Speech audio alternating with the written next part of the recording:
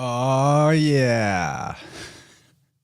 Astro-Herbalism, part 12. We made it. What a ride it's been. I don't want to reflect on the finality of it. I don't think that there's anything final about us all getting together and collabing, but it is quite an awesome accomplishment, particularly for our herbalists, Kyle and Michelle, to have taken us through this big journey. And if anybody has only caught a few of these, there's a playlist on my YouTube channel that has all 12 of them collected, all 12 zodiac signs. Gabe's looking fly, Chieftain Gabriel down there. That jacket, I'm jealous of that jacket, dude. But speaking of cool merch, I don't pimp it out enough, but there is InnerVerseMerch.com, and you can get this exact hoodie, and it's very comfortable and quite, stylish in my opinion. So we got a great crew assembled here in the live chat. I see so many awesome people. Donut, what's up? Mr. E, Kelly, Joe, Sherry, J-Lo, Kabir, Malcolm, Matt, Micmac, Joshua, and everybody else that's there and hasn't said anything. So tonight we're talking about the Astro-Herbalism, doctrine of signatures of Libra. But first, I want to just give the panel a chance to catch us up on where they've been in the last month. I know Michelle just recently dropped a really great new interview. Not only all the good stuff on her channel, but I'll let her take it away. You start with Michelle and Mario. What's new with you guys? And we'll give it to Kyle and then Gabe. Aw, shucks. Well, thank you, Chance. Just dropped a Crow episode. I was on Crow 777 Radio. You gave Giggity. That's how I felt when I got asked, to be honest. So it's kind of been in the works, and it just dropped today. So that's pretty awesome. Very excited at the opportunity. Excited to share my knowledge with their audience. We had a great conversation. So that's really exciting. I mean, we've been working on a lot of stuff behind the scenes. So check that one out for sure. You can find it. Their first hour is on YouTube, but you can search all of the Crow areas to get that show. And it's exciting. And last night I talked to Serena of Tippecanoe Herbs, and that was freaking awesome too. We had a wonderful conversation. She is such a freaking gem. I mean, Kyle already knows that, but boy, oh boy, man, she's so fun, and she's funny, and she's lovely, and she just was open about her story, which was great, which is what I love. And it was a really fun one. So if anyone didn't catch that, you can catch that on the Healing Home. I've had the pleasure to break bread with her and Kyle before, and yeah, she's hilarious. Awesome. Both of them. Great stuff. But we've also been working on your site too, michelleshealinghome.com. Yep. And so we have a store up and live now. We're going to be adding more products to it this weekend. And I've just been doing my thing over here, doing my round of interviews with various shows and whatnot, and doing tarot readings and all of that. But otherwise, all is well. We're just transitioning into fall weather, which is interesting in the Pacific Northwest because we get so much rain. But, oh, nice. There you go. Oh, thanks, Chance. Yeah, your shop's looking lovely, Michelle. Thank you. Michelle's Healing Home, linked in the show notes of every one of these episodes. Ooh, yeah. Indeed. Elderberry syrup. It's the season. It is the season for one of these hoodies. InnerVerseMerch.com. Hey-o. Nice. That's true. You don't plug this enough. Yeah, I don't plug this enough. There's a lot on here. And I got ambitions to add more. I just haven't got around to it. Yeah. Fun stuff. I know Gabe has got a t-shirt with this design on it. Anyway, I'll just real quick scroll. Look, it's so colorful. Yeah, you get a shirt like Gabe has. This one. Boom. Is there a top seller? I honestly don't know. Oh.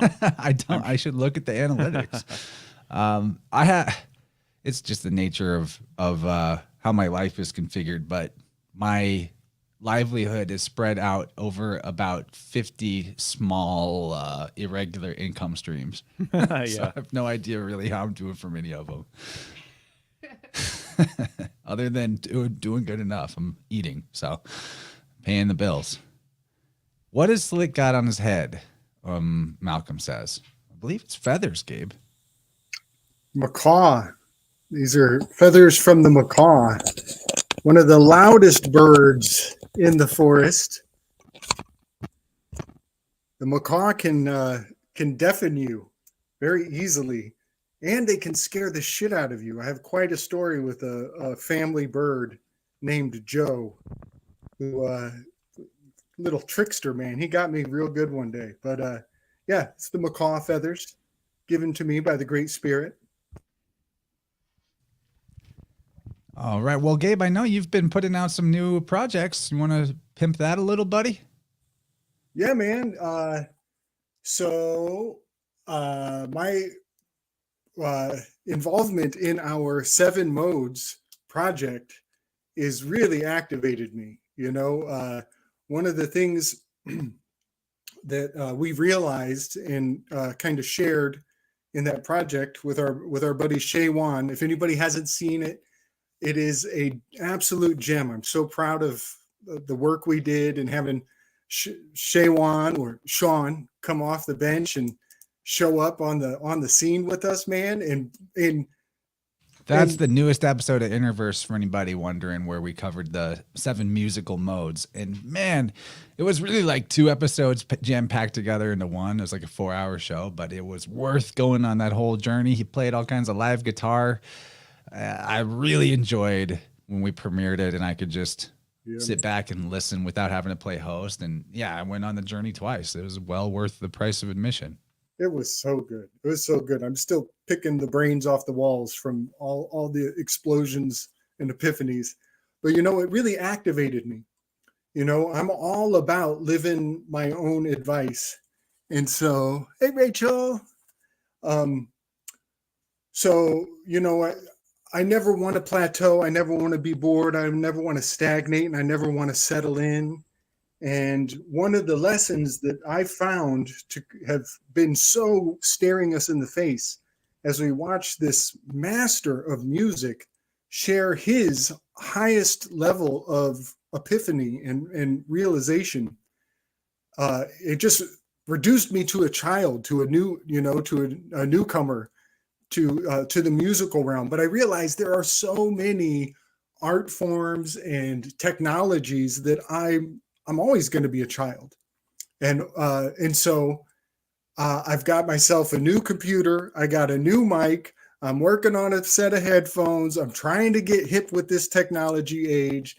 I've got finally got the Cash App going. So you'll hear me doing some self-promotion over on my channel, putting my hand out for anybody who wants to, you know, bless me up with some reciprocal energies. I'm totally open to giving so that I can better receive. And yeah, for all the people out there that have put some super chats towards my channel for Gabe, we got him a new mic with that. So now we just got to figure out why the computer's not playing well with StreamYard so he can actually use it. But we'll get together with that. And for people in the US, they can use Cash App. It is Slick Dissident on Cash App. Send him some well-deserved support for all of the awesome stuff that he shares with us weekly.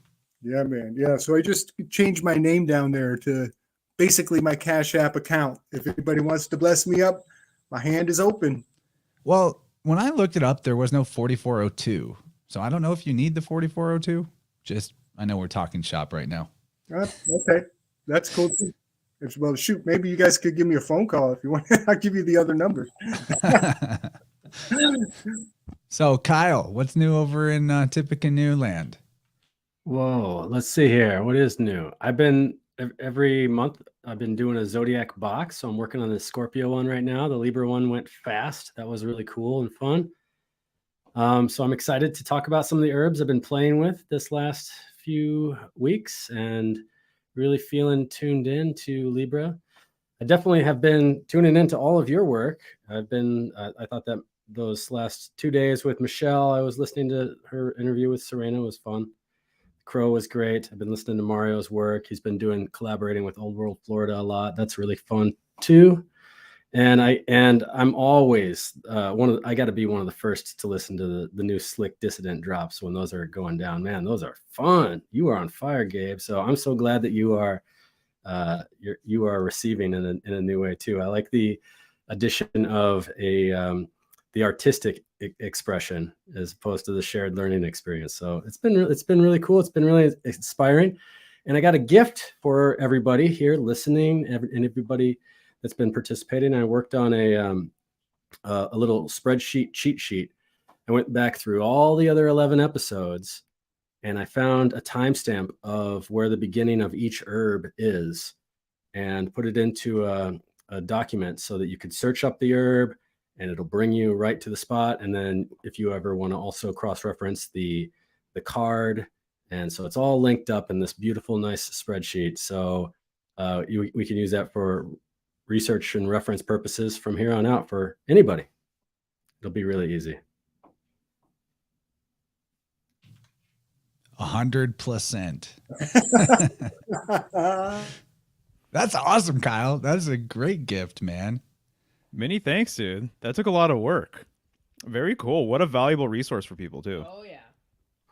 I'm actually planning on writing a manuscript now. So we've gone through this. We've been doing the research, and now it's time to put it in writing. And I would like to compile, I don't know if it's going to be an actual herbal book or a zodiacal book, or anyway, I'm just going to start putting it into writing and see where it goes from there. And that'll be my next project. Nice. I love it, dude. You're a gifted communicator and you have that Aquarian freaky natural aptitude for everything. So I'm sure you'll bang out a book like nobody's, like, no problem at all. Okay. Maybe it's time. I just want to mention, like, Michelle, I'm so excited to find your presentation on Crow. And, you know, I've always, when I was younger, I used to think that the celebrity hullabaloo is just silliness. Why do people lose their shit when they see a celebrity? And like, but now I hear about you getting on the big mic and sharing with the big scene. And I'm just like, I'm rubbing elbows with celebrities. I got famous life. This is great. I feel like thank you, Gabe. But I feel like we're all celebrities in our own way, though, too, here, because we're all just putting out such great stuff. And I think that it's like all in due time. I look back and I just think about all the work that's gone in and all the days that I had anxiety or wondering what's happening. Is this working? All these things. And I don't know, this kind of for me is such a big milestone to remember patience and know that we're all on a path, we're all on a journey, and it all comes in due time. And you guys have all been huge catalysts for me and inspirations.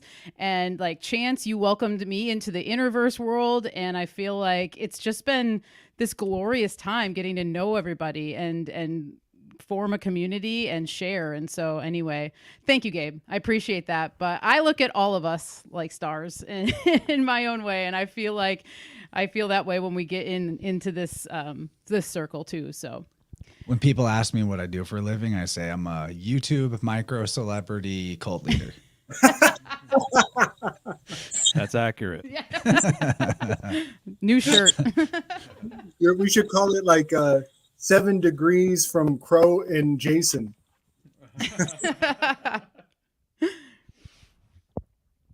Oh, and it's funny. We did that scales episode, like the musical modes, and that was totally unplanned to come out during Libra season. It just happened to happen that way, of course. So yeah, we're going to start in on Libra discussion by examining, as we've always done, these 3 versions of the Libra card in the Crowley deck, the Marseille, that's the Marseille Tarot, right? And the Rider Waite. So I think this is Mario's wheelhouse to take it away. And one thing that I got as feedback, man, on our Vibrant from last week when we were going over, oh man, what a good episode that was. When we were going over the psychopomps and underworld deities, is I think that just about anybody would be happy to watch a stream where one person is showing Mario art and Mario is explaining what he sees in it that he hasn't seen before. Ooh, I like that. I'm into it. That sounds fun to me. You're so good at that. You just pick things out right away. It's awesome. So yeah, Right take on. us away, dude. Thanks, man. I appreciate that. Yeah, that was a good time for sure. And then the stream before that too. I've been on Vibrant, I think the last 3 weeks in a row, if I'm not mistaken. Maybe, yeah, we're Jason, and then the Psychopomp one, and then You're this one. always welcome, dude. Dude, much love, man. I like it around these parts. And so I've been thinking about a lot of this stuff. Libra's coming through for me, pretty strongly too. I think Kyle, you just mentioned that. And so it's in the air for sure. I think one of the key words I wanted to highlight today, in terms of, a Libra correspondence, but also, justice here or adjustment, is that, I think of the word transition, right? Transition from obviously summer to fall. But I think of this sign as just, and Libra and this card as just all about the transition, piercing the veil. So I kind of look at Virgo as almost the veil itself. I kind of see Scorpio as being what's underneath the veil. And then I think of Libra as being almost like penetrating that veil, lifting that veil, if you will. So clearly there's underworld connotations with Libra going into the dark side of the zodiac. So I kind of see a threshold sort of gateway correspondence here. It's really easy to overlook the twin pillars in a lot of cards because they show up in the Hierophant card, they show up in the Moon card, they show up in several cards, and here it's no different with the traditional decks, right? The Marseille and the Rider-Waite, these two pillars. And so, obviously, it's just one of these things where whenever you have these two pillars, I've said it a million times, that is a gateway, that's a doorway, that's an exit point or an entry, and there's an implied third pillar or first pillar. And so that is the point of entry or point of transcendence. And so in terms of Libra season, I look at the middle pillar as being that gateway to the underworld, right? The stairway to heaven. And so it's really interesting. I did a presentation called 7 Gates to the Great Beyond. And Libra is the 7th sign. And there's so much 7 symbolism that we could talk about. You guys talked about the musical scales, the 7 musical scales. And as you just mentioned, it's fascinating that you did that during Libra season because Libra corresponds with the number 7. And so balance can take on many different forms. There's lots of metaphors: work-life balance, there's physical balance, but I've been thinking a lot about the balance between heaven and earth. And so and I have been thinking about the balance between these different spheres of reality, right? And so I think that Libra has to do with this balance, the transition from the day side to the night side, right? The transition or the balance between what's above and what's below. And so there's a lot of Hermetic symbolism I think you can talk about when it comes to Libra. The sword, as an example, you see them holding swords here. The sword splits and it divides. So arguably it splits the monad. It splits the one into two. And so when one becomes two, this opens up a whole like new world of possibilities and everything else. So I'm starting to see a lot of underworld symbolism, these gates leading to the underworld. And I've just been thinking a lot lately about the nature of the underworld, how it relates to what I've been calling kind of like the root system of this sort of reality, and which I interpret to be like the spirit realm, essentially. And one of the things I have here that I just want to mention is regarding this transition, regarding this balance, and how it kind of plays out in our lives. I see so much with human anatomy that relates to like really deep symbolism, right? The occult anatomy of man, if you will.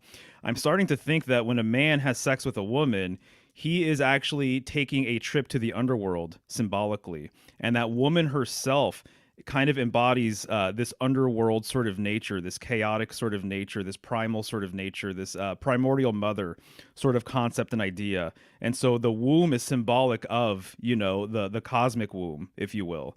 And so I see a lot of feminine symbolism when I think of the underworld and when I think of the spirit realm. And I just think that metaphor absolutely kind of like translates over, So people have said that there's some psychologists, I can't remember who, you guys might know, but that sex has been referred to as like a little death. The orgasm has been referred to as a little death sort of idea. And I think that is so true. It makes so much sense in my mind now when I kind of take this Libran sort of underworld kind of perspective with,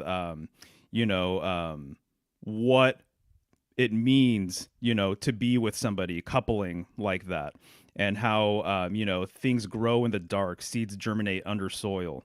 And I've been making the metaphor between the spirit realm, the heavens, and literally what's going on underneath our feet. I think there's a lot of really interesting relationships between root symbolism, ancestry, tradition, the feminine, and what's happening above our heads, the night sky, and how it corresponds with all of those things. But this card is really interesting too because of those scales. And when I look at that scale now, I can't not think of the vertical sort of axis that allows a scale to even work. And so when you look into scale symbolism, it's fascinating that there are a number of authors that make a reference to the cosmic axis, and that in its own way, it's almost like the vertical portion of the scales itself. And some people have said that Ursa Major and Minor were looked at as pans, right? The two pans of the heavens. And so I think that's really intriguing because the northern skies I've been talking about for a while now, it does have a relationship with that central pillar, that pillar of transcendence. And I think that that's definitely being highlighted here. But one thing I have to mention is Lady Justice and the feminine, right? And so the idea is, as I was saying with sexual symbolism, the woman really gets to dictate who walks through her gateway, who gets to enter. And so I think that that's the metaphor that's kind of being alluded to in a way as well. So I think that that's why woman has always been related to judgment and judging and all of that, because she is the one who allows, a man to come into her inner space and to, procreate with her. Right. And so I think that that is kind of one of the things that I've picked up, over the years that seems to be true. You're going to notice one of the little details that I love in the Crowley deck on the right hand side is that she's actually balancing on that point, right, of the sword there, obviously alluding to balance itself. But I can't not think of all the metaphors that I've learned or all of the different correspondences that I've learned over the years where people have said that, Mercury, as an example, balancing on one foot is symbolic of the world axis. Or even you'll notice that the Venus statues, I mentioned this before, she's really big and bulby, but she tapers down and her feet are basically turning into a little point as well.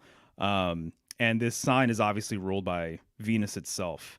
And so I think that the balancing sort of metaphor relates to the world axis. The same way a top is related to balance, right? The same way when you spin, you want to be balanced.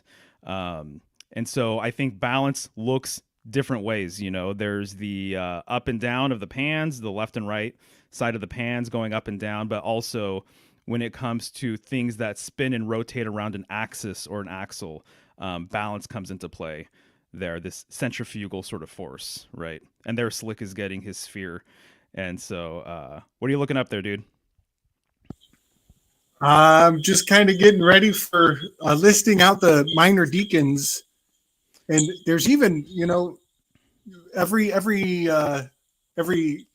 section of the zodiac has 3 minor decans at least, but I'm finding a lot of good stuff in even the ones that are not on the list.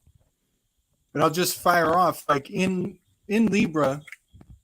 We're coming out of Virgo, right? So we're leaving the Buotes. Is the last minor decan in Virgos, and we're moving into Libra. So the 3 minor decans are the Crux constellation, which is a Coptic cross. Some say that that's the Mariner's Cross or the Cross of St. Peter. It's a very important cross. There are other crosses in the constellations, but this one is the Coptic. They say that the Coptic cross signifies the slave culture or the Afrikaners. But it is a Mariner's Cross because it has correspondence to the pole star in kind of a neat way, but it is said to be upside down, which is a kind of an enigma. A Coptic cross can't be upside down. You flip it, you turn it, it's always the same shape. How could it possibly be upside down? And the answer is because it's reflecting off the water. That's why it's an upside down cross, because it's nautical. And I just love that little mystery. I think that it corresponds to Ophiuchus and the Hangman card in a powerful way. The Crux, C-R-U-X, constellation. Then we have Lupus, which is the wolf, as it's time for the hunt. The agriculture is fading. We've already harvested and put things in the stores into storage. This also means that the predator class will be coming to call. You know, in that time that people are transitioning from the harvest into hunkering down for the winter, that's when the pirates and the marauders are coming out, because the night is longer. So their opportune time for the hunt for that carnivorous predator is improving. They're gaining ground in the night. And then the next minor deacon is Corona Borealis, which sometimes is just basically a crown, depicted as a crown. It has other incarnations. We've talked about it being the bear's den. In Native American culture, the Corona Borealis is the bear's den, and it is we postulated that it might be the actual shape of Libra. That archway might actually be indicating this this forbidden fruit. I think of it as an apple or maybe a pomegranate, that there's a bite taken out of it, and so it makes a semicircle that is very correspondent to the Libra sigil itself. Excellent. Nice. Yeah. I have to mention some of the correspondences that I've learned over the years regarding Libra real quick. One, I don't think I've mentioned to any of you guys, but the Potter's Wheel was something that I thought was really fascinating. That there's a correspondence with some authors. They've attributed the Potter's Wheel to Libra, actually. So at this point, I have the Tower, the Potter's Wheel, the scales, which is obvious, and also the sword. And the sword really has a correspondence with the cross as well. And there's actually a lot of deep cross stuff that we could talk about with Libra season, but I don't know if this is really the show to get into it with all of that. But if you were just to draw a very simple, scale, a lot of people, I think, would draw a cross first, and then you would actually have the pans, kind of dropping down from the arms of the cross. Kind of like what we were talking about with Jason the other day, Chance. And so I think that's really intriguing that there is a cross in some classic depictions of the scales. And it kind of alludes to this balancing sort of thing as well, I think. The left hand and the right hand, left hand path, right hand path. So a lot of things about this card and the sign have to do with division, or the two in balance with each other, right? So black, white, positive, negative, masculine, feminine, however you want to look at it. So go ahead, Chance. I just want to put in one more association to Libra that might not be on people's radar.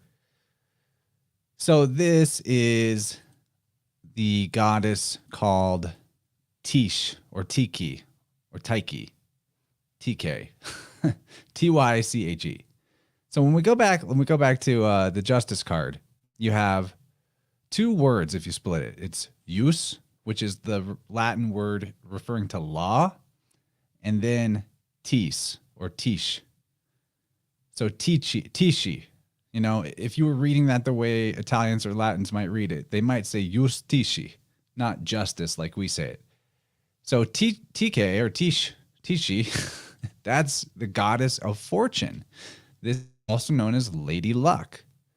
She is, some of her symbols include the cornucopia, this crown, very similar to the crown on the Justice card, and also her son right here, who I think is correspondent to the 180 degrees across the zodiac, which is Aries, across the zodiac from Libra.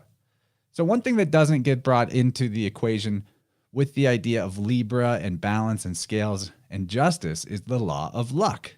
What do I mean by the law of luck, as is encoded in that word justice? It is karma, essentially, that how lucky you're going to be in the winter after the fall, which commences here in Libra, is based on how well did you follow the laws of nature up into this point in the year.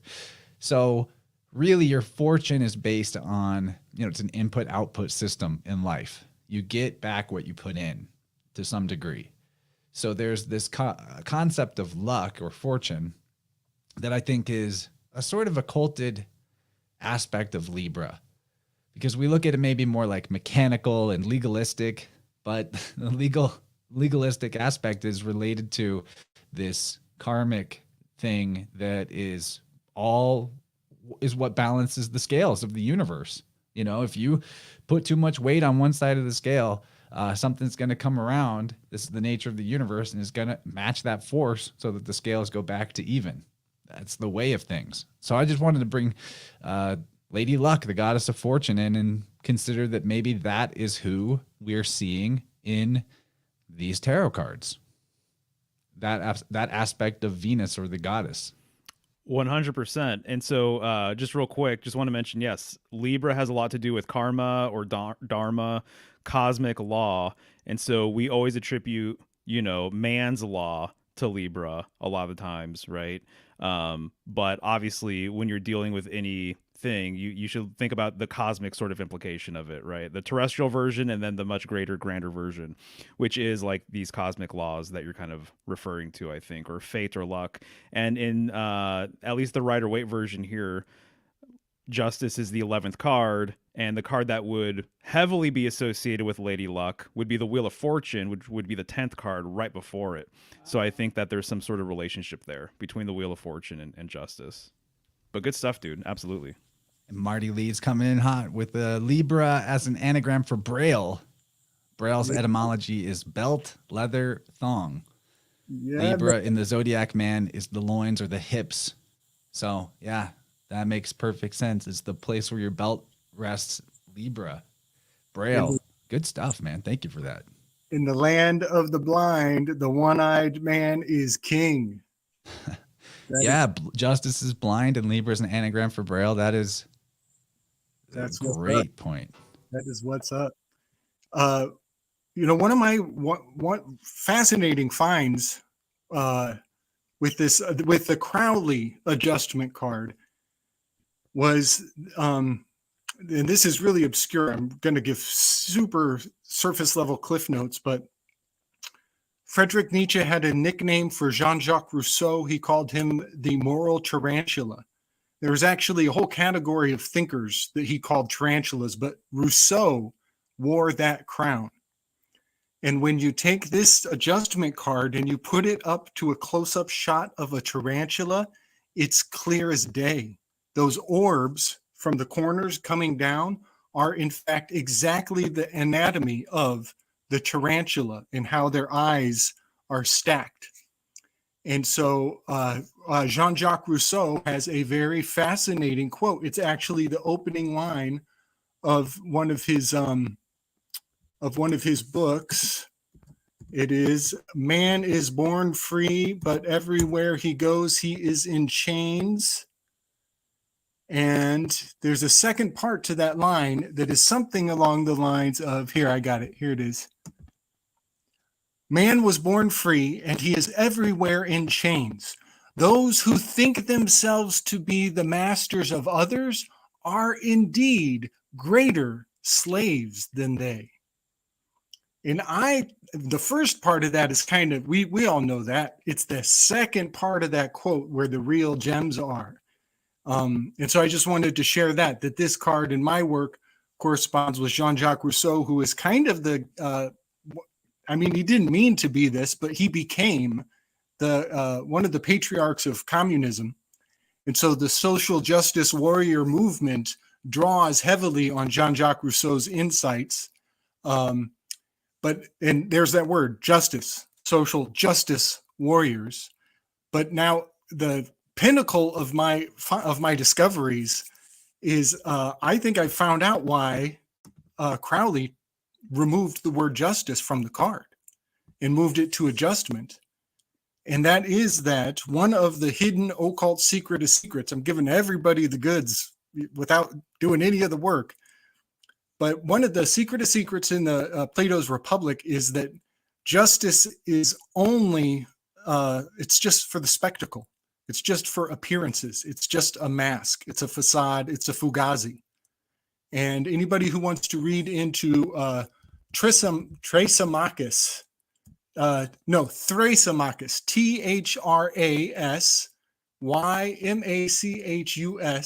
Thrasymachus, in Plato's Republic, he reveals what a lot of people believe, that the people at the top are taking advantage of an entire system that is just theatrics disguised as remedy.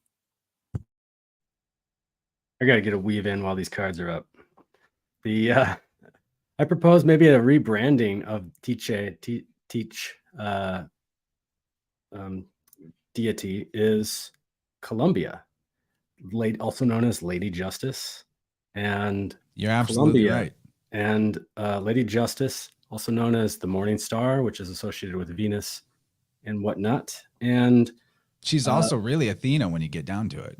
and guess what? We get the spirit of Columbia a few days ago when we celebrated a man who is symbolically referencing the ascending part of Libra, which is not just the scales, which weigh in the kidneys, but the ascending colon. So Christopher Cologne, the spirit of Columbia rising in this old switcheroony, the old priesthood switcheroony. Is it a goddess? Is it a man? Is it a historical figure at all? And I've been working on Dylan's latest book as an audiobook, and he has tons of gravy in there about the truth in terms of Christopher Columbus being like the fall guy. I don't know if the fall guy is the right term, but it was like known by writers at the time that he wasn't the guy who discovered the Americas. There were a lot of writers that were like, we don't know who did it, but that Christopher Columbus is the one who like put the information out or something. But yeah, that name, it also has heaven, dove and heaven. Column is Latin for heaven, and columb is dove. Columns. Yeah, and this is a great example of at least the historical Columbus that we're presented as having this. He's better than the natives, and so therefore now when we celebrate Columbus Day, he's become a slave of his own idol. And in going back to what Gabe was saying about being a slave, when you think about that. I also want to note too that the word decision, which is something that's a lot of times associated with Libra, like your anecdotal Libra. Oh, they can't make up their minds. It's hard for them to decide. They're always weighing this, weighing that. That's the Latin word, which means to cut off. So here we have a sword in the middle card, in the Rider Waite card. It almost looks like the sword is actually being presented to you, like it's your sword to take. Are you going to cut off the head of the prisoner, or are you going to stay and put the sword back into the sheath and provide mercy, and then also live with the consequence of that murderer living? These types of things. So to cut off means to decide. And I think there was one other thing I wanted to weave, but I may have forgotten it. Oh, you know what? Also, as I was thinking about a lot of these Libra herbs, one of the things that I notice a lot is the hierarchical signatures, like signatures of hierarchy and aspects like that. And to me, that relates a lot to that minor deacon of lupus, the wolf, the hierarchy. You have the head of the pack. The head of the pack doesn't always necessarily travel in the front, but there is a symbolic relationship with the wolf totem spirit and the hierarchy, the example of a hierarchy as well. Yeah, man. Total Athena energy going on. She's silver-eyed Athena, that silver aspect. I correspond her even more so with the wolf, which is on the end of the spear of Centaurus. But also, I give her a lot of relationship to the Wheel of Fortune card. Because it's silver-eyed. She's paying Athena shine. So the fortune, she can see it. There's a glimmer in her eye. She can see the benefit in advance with her ability to have wisdom. And also, I want to mention Indigenous Peoples Day. It's like the scales have turned on this Columbus lie. It's not just, I don't think it's a lie agreed upon. I think it's a lie relied upon, depended upon, that so many people put so much investment on that lie that the pillars of academia are coming tumbling down around their ears, and they're in a mad scramble. So yeah, we've got a new name for that day, making it sacred in a whole new context, and a return to nature. That means a return to nature is really what that means. And so yeah, the scales be turning. And I want to mention also the sword. Everybody knows that is words, but I want to point out it's also dwarves. DWORS. Dwarves are opening right now as the sword is slicing off the leaves of the trees. Everything is turning red, much like blood spray. And that which was hidden is now being revealed as these leaves in the harvest, all the clothing that was occulting the truth are being removed. And we're more sensitive as things get cold. We're more sensitive to these changes of the winds. There, in alchemy, this part of the wheel would correspond to sublimation. So that might be something that comes up. I'm not exactly sure how that might apply to herbalism, but the sublimatio phase is the turning of a solid into a gas and skipping the water step.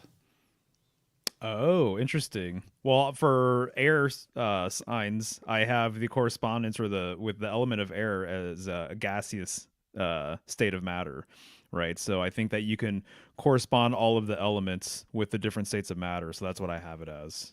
I know it's kind of subjective to say something regionally, but around here, when Libra season kicks in, it gets a lot drier. The air gets way drier. The humidity ceases. And I even sometimes get a little irritation from that, like waking up with a drier throat because I'm used to having more humidity. Gotcha. Right. Yeah. I could That would see be correspondent with the Vata season in the Ayurvedic 3 dosha 3 season system. So Libra being the first of the air signs that last until the next spring. And so we're going to have 2 air signs. We're going to have two water signs, but we're going to only have only 1 earth and 1 fire. So there's your sublimatio right there. The skipping of the earth and the skipping of the water, basically going straight into to air with Aquarius and Libra here until the air gets warmer again. So as such, like the Vata is, it's about the movement of the mind. It has a lot to do with your nervous system, and it's cold and it's dry. So it's nice to weigh it down with some wet things and oily things and slowness. Louis shared this polymathing. One of you starts with a P. Polymathing shared this in the Telegram chat. Alternate Crowley adjustment card. Interesting. Wow, that's a beautiful one. I love that. And it's like just slightly different. It's got the alpha and the omega on the scales. 3 elements that Rousseau said were the crucial ingredients to culture. It was iron smelting, alphabet, and justice, law. I think those are the 3 signatures of civilization, and they're all also encoded in this card. A lot of Jean-Jacques Rousseau's spirit, I think, are imbued into this, but that alpha and the omega is the alphabet that he was talking about. That's a gorgeous one. It is. And then notice the omega symbol looking very similar to the Libra glyph as well. Right. Oh, yes. Yes. And oh man. So there's a bit of an arrowhead behind it, right? That veil, the wedding garment that it appears to have is not, I'm also often now thinking about not just arrowheads. I'm also focusing on spearheads, as the technology of the spear has been I think left behind in a great many ways, but the lupus is literally the wolf is skewered on the spear of Centaurus, And so I'm kind of bringing back the spirit of the spear into my vision of symbolic significance. So I just wanted to mention that too. That's a really nice one. Thanks for sharing that. And the lowercase omega looks kind of like a more curvy W.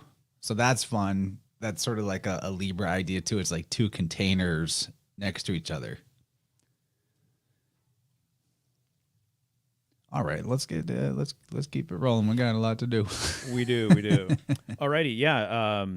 Just real quick, I want to mention the mathematical function, division with air, right? Makes perfect sense with sword symbolism.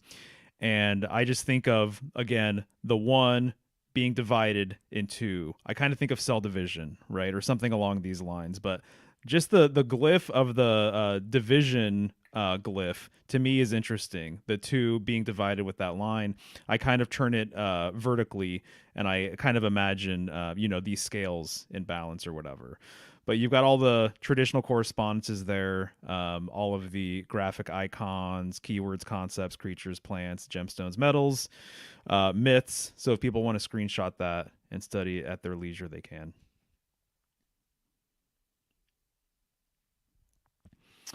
Right. So Libra, I mean, the glyph itself, I'm starting to think that actually there's something to be said about the glyph looking like the firmament, the vault of heaven, and that it's actually dome symbolism. And so again, this heaven and earth sort of balance, right? And the world axis, which separates and connects the heaven and earth. I'm starting to see that a lot more when I look at that symbol, in addition to the setting sun, which is what most people would say. But here we have the season, obviously fall. It's a cardinal sign, ruled by Venus. Exalts Saturn. That's very interesting for a lot of different reasons, with all of the symbolism attributed with Libra and justice. Mars is in a detrimental state. And chances, you already mentioned, Aries is the polar opposite sign.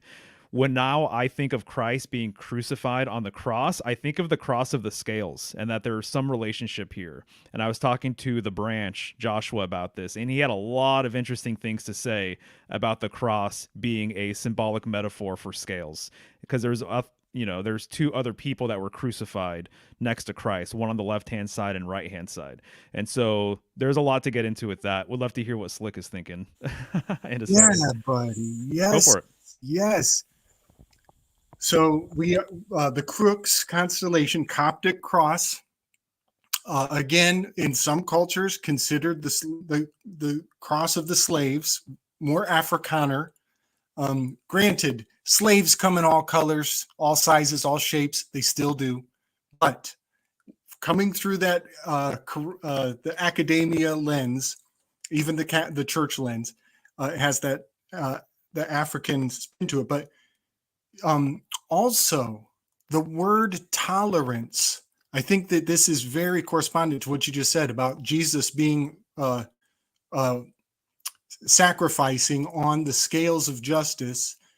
I want to mention the Overton window and showing us horrible things so that our sense of what justice is easily adjusted and altered profoundly in the teachable moment of showing us traumatic injustices, but also the word tolerance. This is the word tolerance and the word grace have a fascinating relationship to each other. If you look into like the old, many different layers of meaning to the word tolerance, it doesn't just mean your ability to take poison and not die from it. Very interesting topic right now. But it also has to do with the allotable tare. You know what the tare is? When you take the cup and you measure the cup and then you subtract that from the ultimate weight, that tare. Well, in economics, there's an allowable fluctuation of the uneven weights and measures.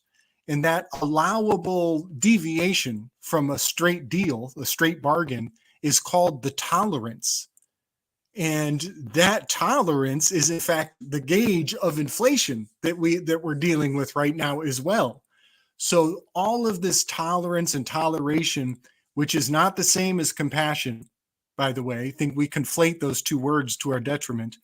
But yes, I would say putting Jesus and the sacrifice of our grace adjusting our sense of what is right and wrong is all fully socially engineered through sacrificing heroes, putting people in traumatic situations, so that what we end up saying is, "Oh yes, yes, Amasa, I'll do whatever you say. Just don't put me up there. Don't make me like that guy up there on the cross." And so the social engineering of public displays of humiliation are totally on offer with what you just said. I agree. Yeah, dude.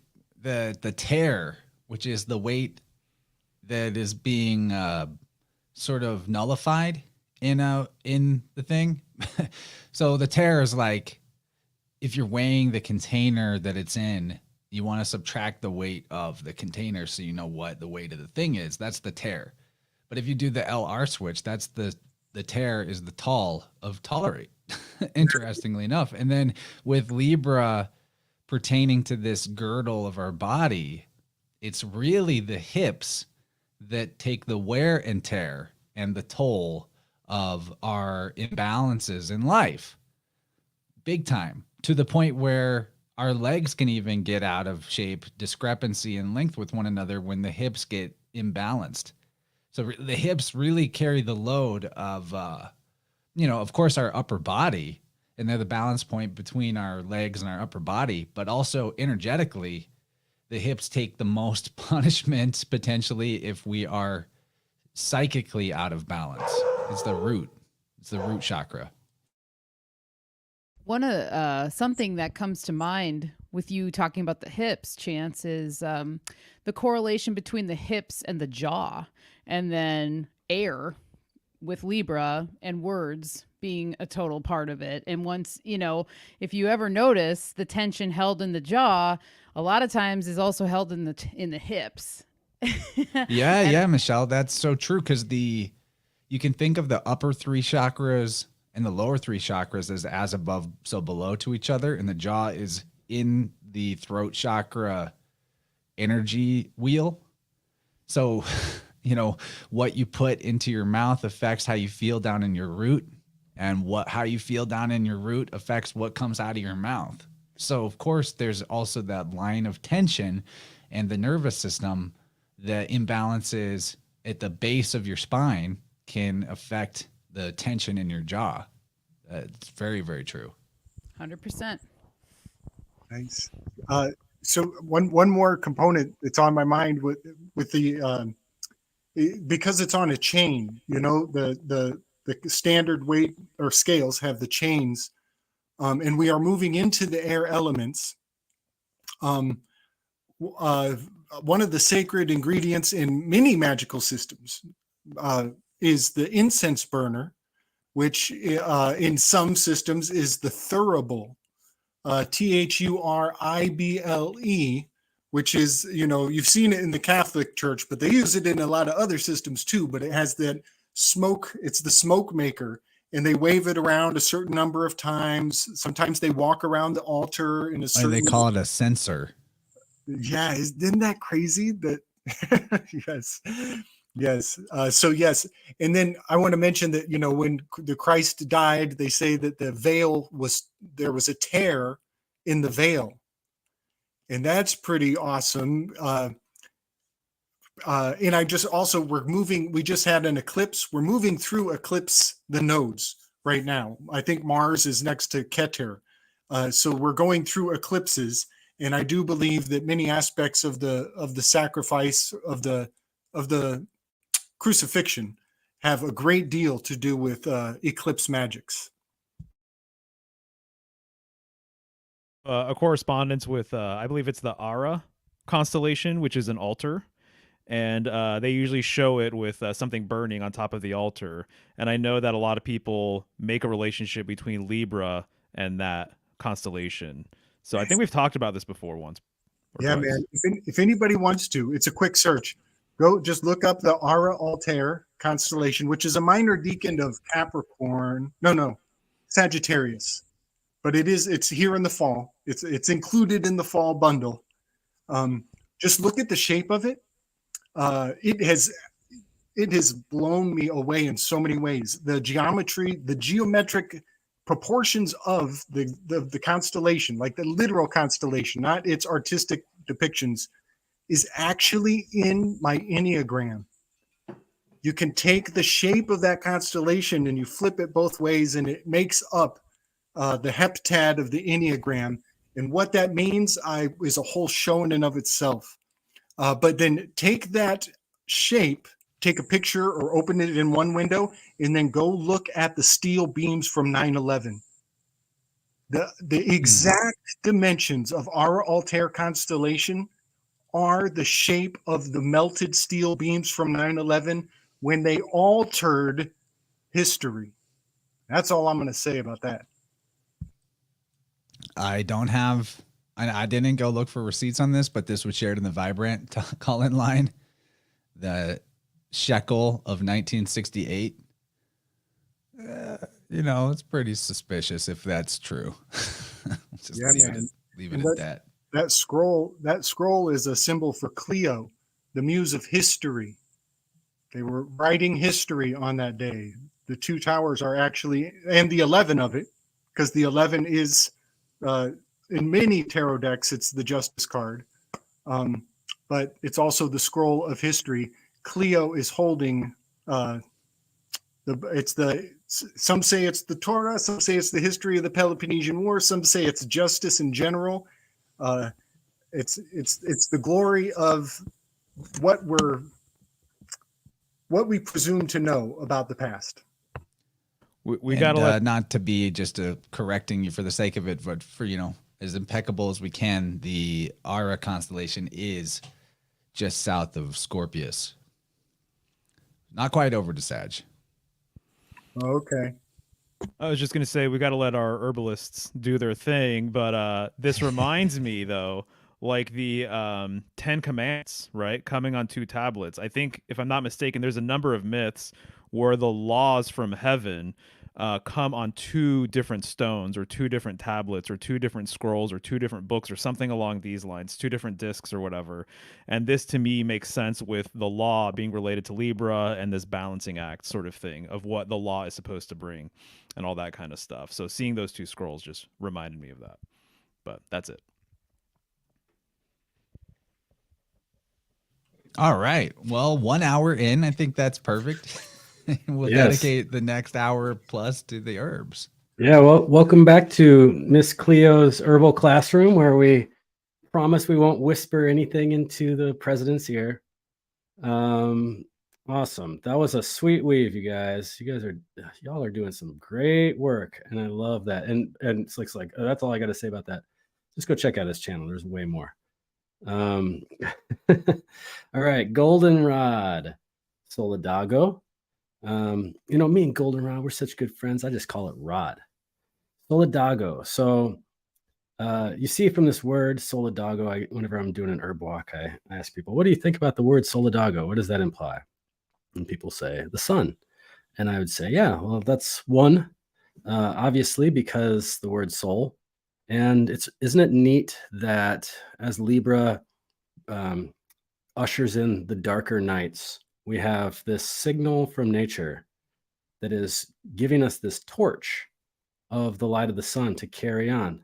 This is the last flower that blooms so bright like the light of the sun. After everything is crispy in the fall and all the leaves are gone, and even there's a few inches of snow on the ground, I can go to a field and I can still find 1 or 2 or 3 goldenrod, still yellow, bringing that light of the sun through the winter. So consider that. Consider what the light of the sun is for our health, for our nervous system, for our blood, and this thing in nature, this informing us that this is going to bring us some light inside of our body. But actually, the word solidago, the etymology of that comes from solid ago, as in when you're solid, you are whole, you are firm. And when you are ill, you are infirm. And when you are infirm, you go to the infirmary. So I have a little saying about goldenrod. What was solid ago, be solid again. In this is a great remedy for the kidneys. It is a fantastic remedy for the kidneys. Perhaps one of the archetypical kidney remedies. It's aromatic. When you crush up the leaves, you could smell it. That's going to be diffusing stagnation, places in the body. If you follow where that message goes, when you smell it, it'll lead you to the sinuses, which is really clear because it blooms during the ragweed season. And it also helps improve the filtering of the kidneys. It's astringent, so it tones and it tightens the bladder, it tightens the urinary tract. Going back to the ragweed piece. Ragweed, it's got these little tiny flowers. They're green. They point downwards. They let off microscopic dust particles that are, the shape of like a water mine, with all this like projectile looking stuff. And when they come in contact with your mucosal tissues, if they're too dry, they'll just start to sit in and roll around and stuff like that. And it creates hay fever. And when you get hay fever, you go outside. One might go outside and they say, what the hell is causing this? And you look around, if you could go to the next slide, please, Chance, and you could see a field of goldenrod. This is what the Midwest, this is what the Northeast, this is what a lot of places look like in late August, early September. And you say, that's the bastard. That's the one that's making me sneeze. But really, if you go sit next to a goldenrod plant, you'll see that it's creeping with insects. That means it's insect pollinated. The pollen is too heavy to be flying through the air and get into your nose. The only way that you can get goldenrod pollen into your nose is as if you put a goldenrod flower up your nose and snort it. Or a bee that was on the goldenrod, you snort that. But so anyway, it's really great antidote for the season, for the weepiness of the eyes, because the astringency of goldenrod tightens up loose. I'm just thinking about Libra and loose, the light, loose tissues, lax tissues that are leaking. So I like to also associate this plant with an animal totem, and that is the stag. This is stag medicine. This is medicine, like the stag medicine rules the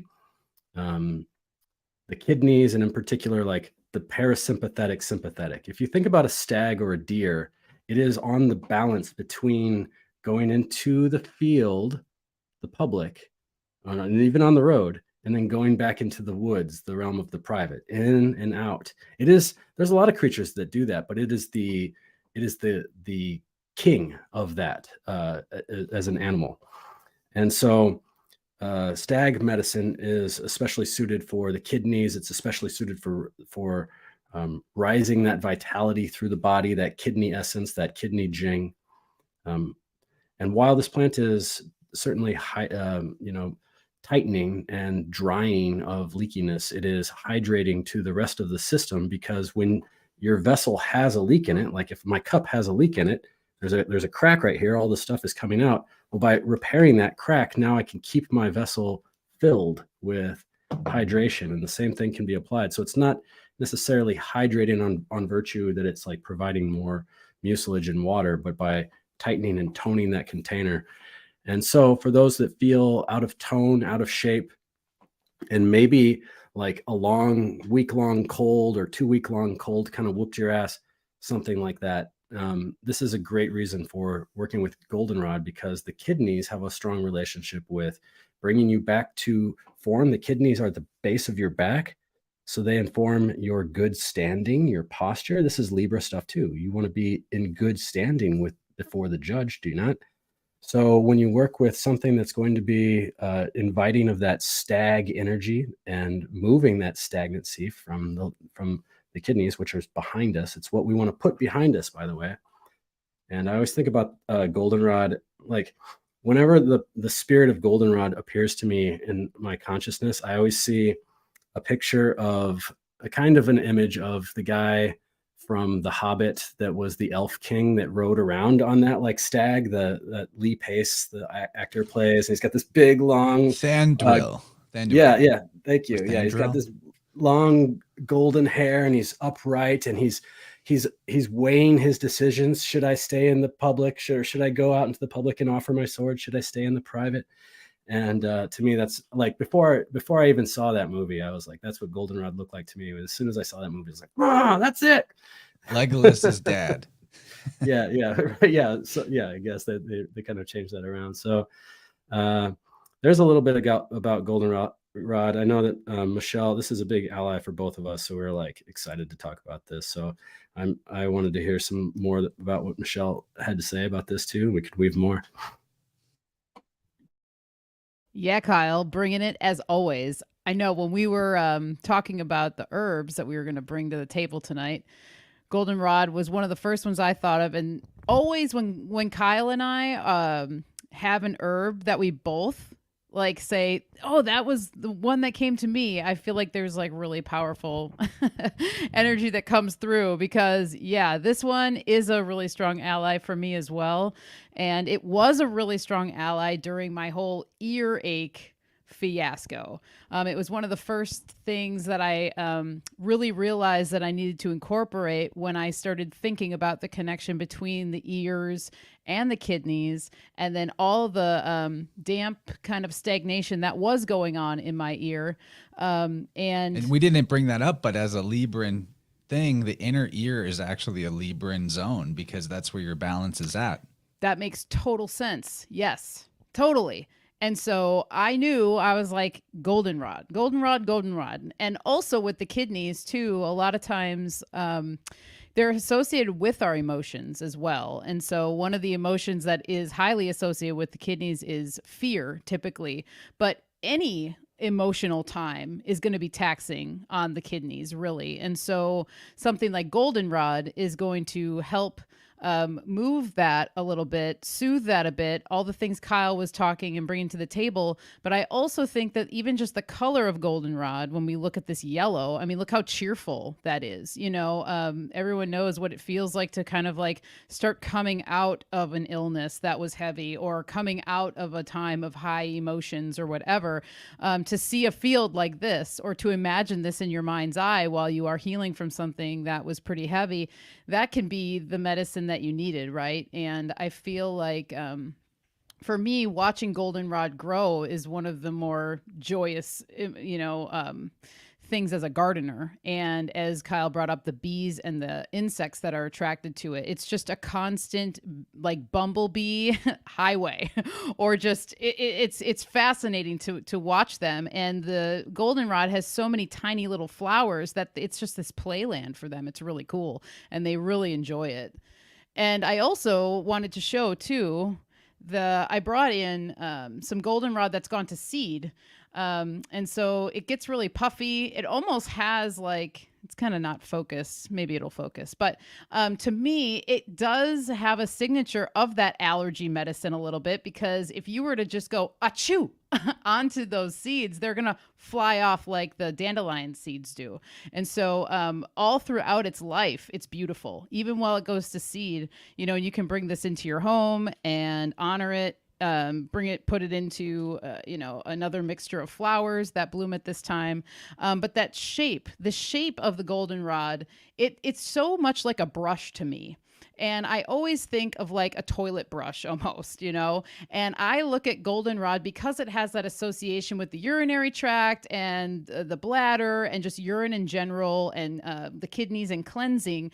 I look at this as like a brush that will come through and kind of like break up things that might be stagnant within the urinary tract. So it's going to brush you clear so that the waters of life can flow more easily. That's what always comes to mind when I think about goldenrod and the energy of it. It wants things to move.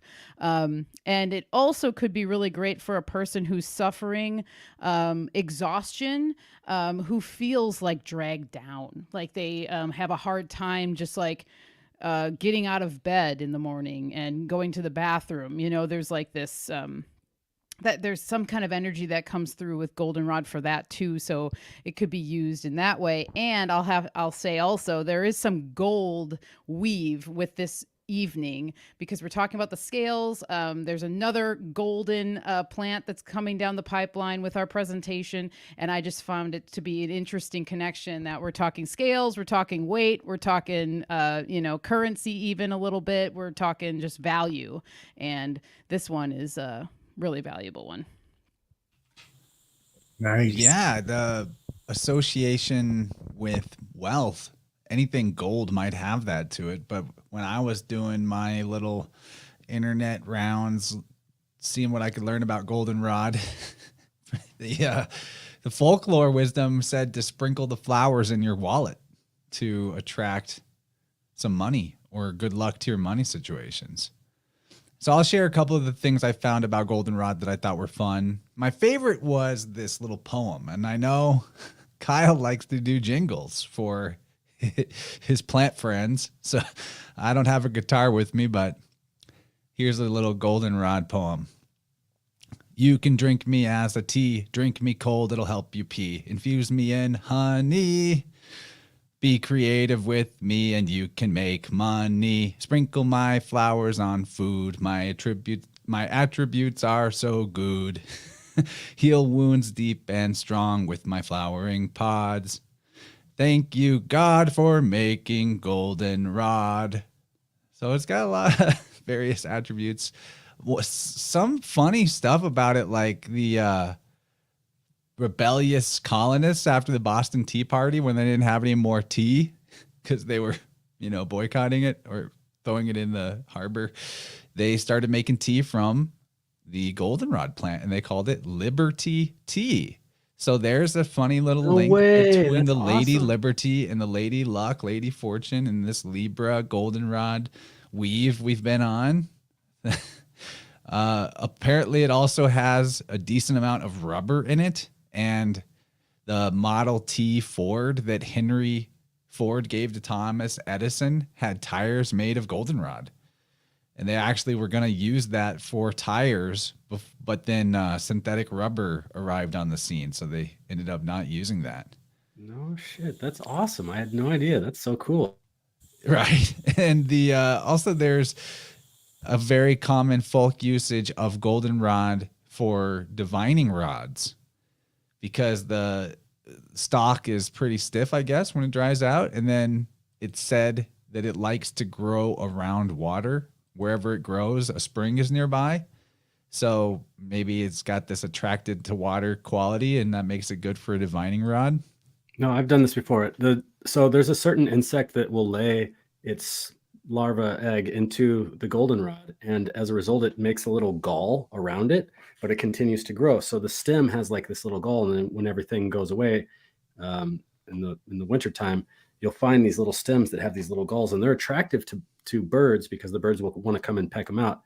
And there's a folk myth about taking one of those and using that as a divining rod, but you have to get it before a bird pecks out the insect. So basically you're using the live insect that is inside of this goldenrod stalk that's waiting for the right time to hatch next spring as your compass, basically, for divining. I've done this before. It actually works. It's really fun.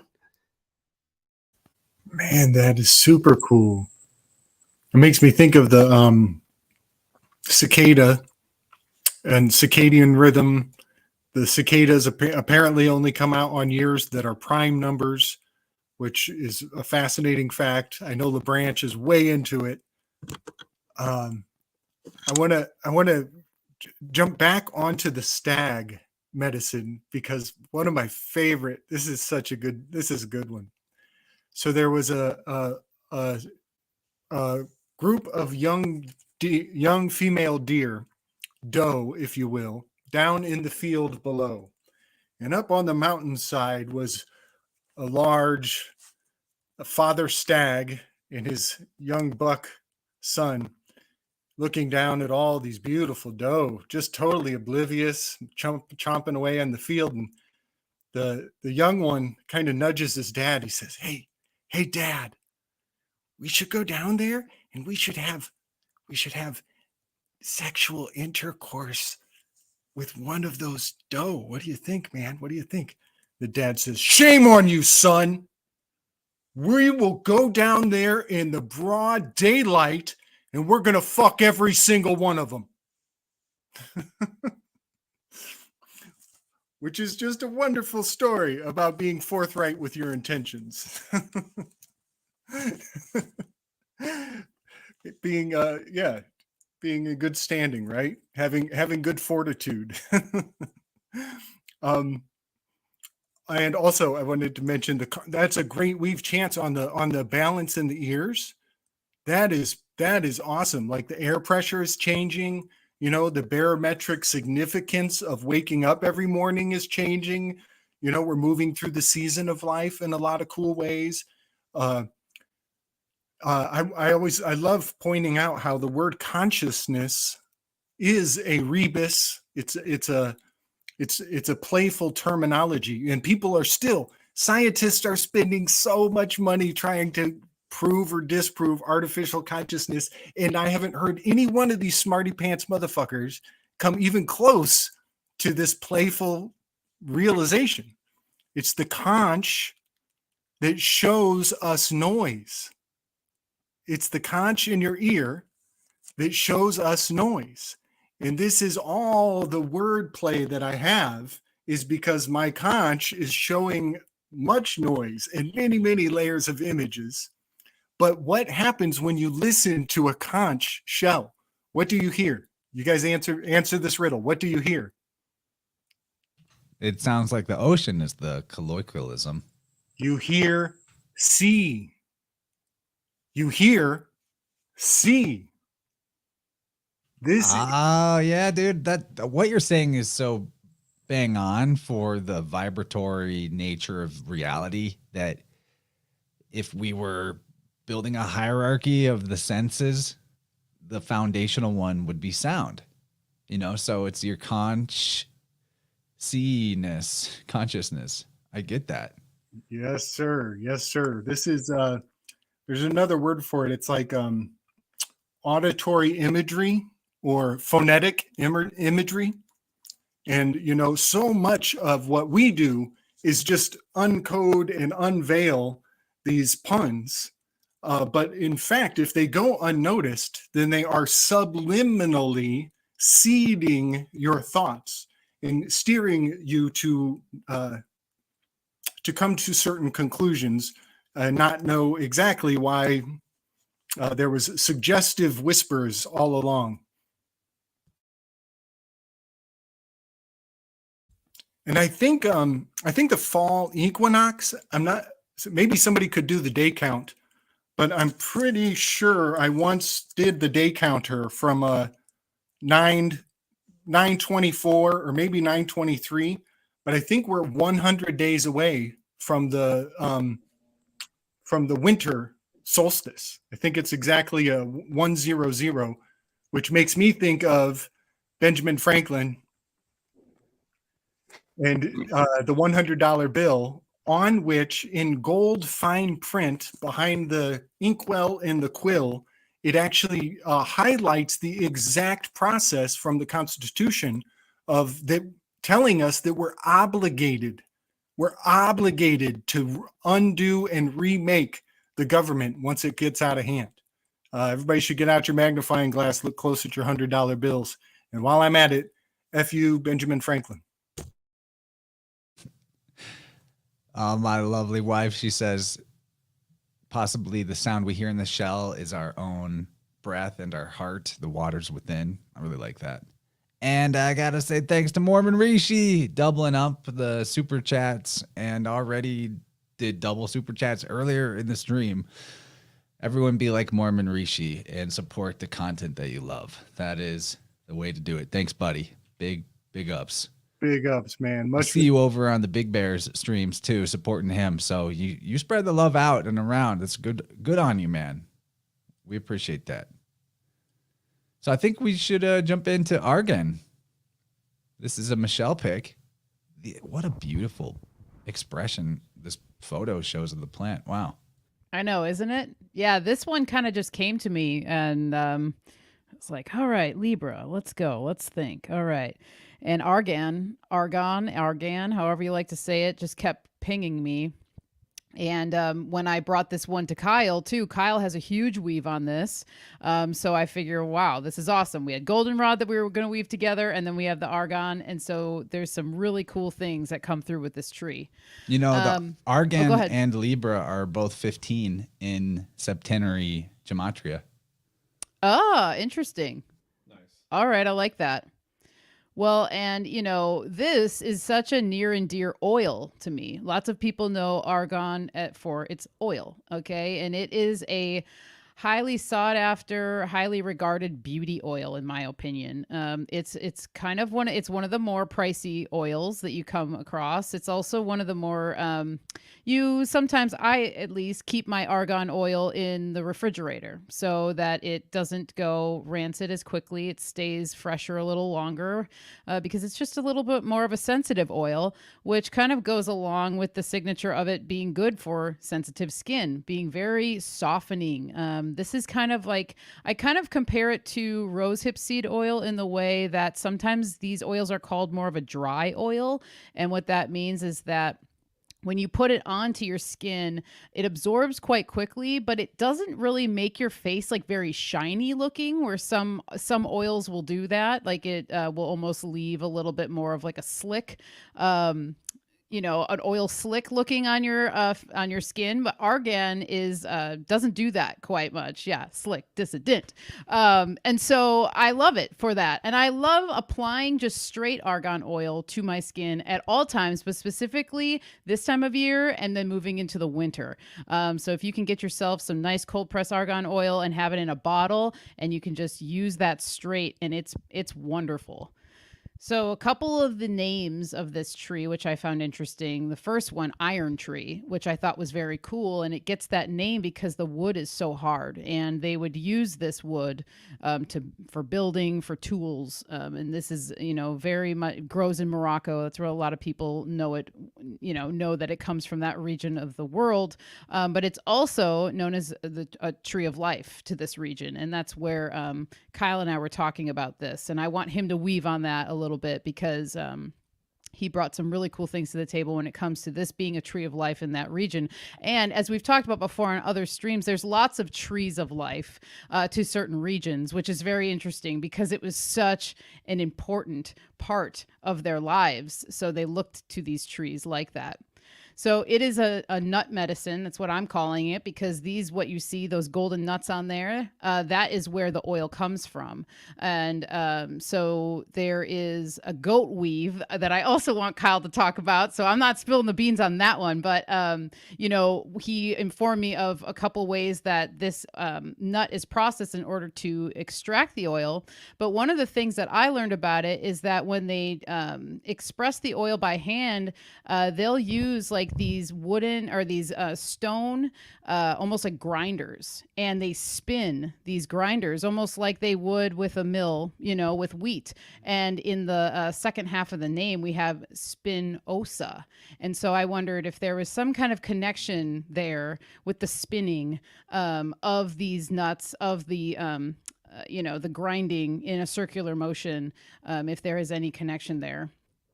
This tree is all right, more than all right when it comes to extreme drought and being heat tolerant as well.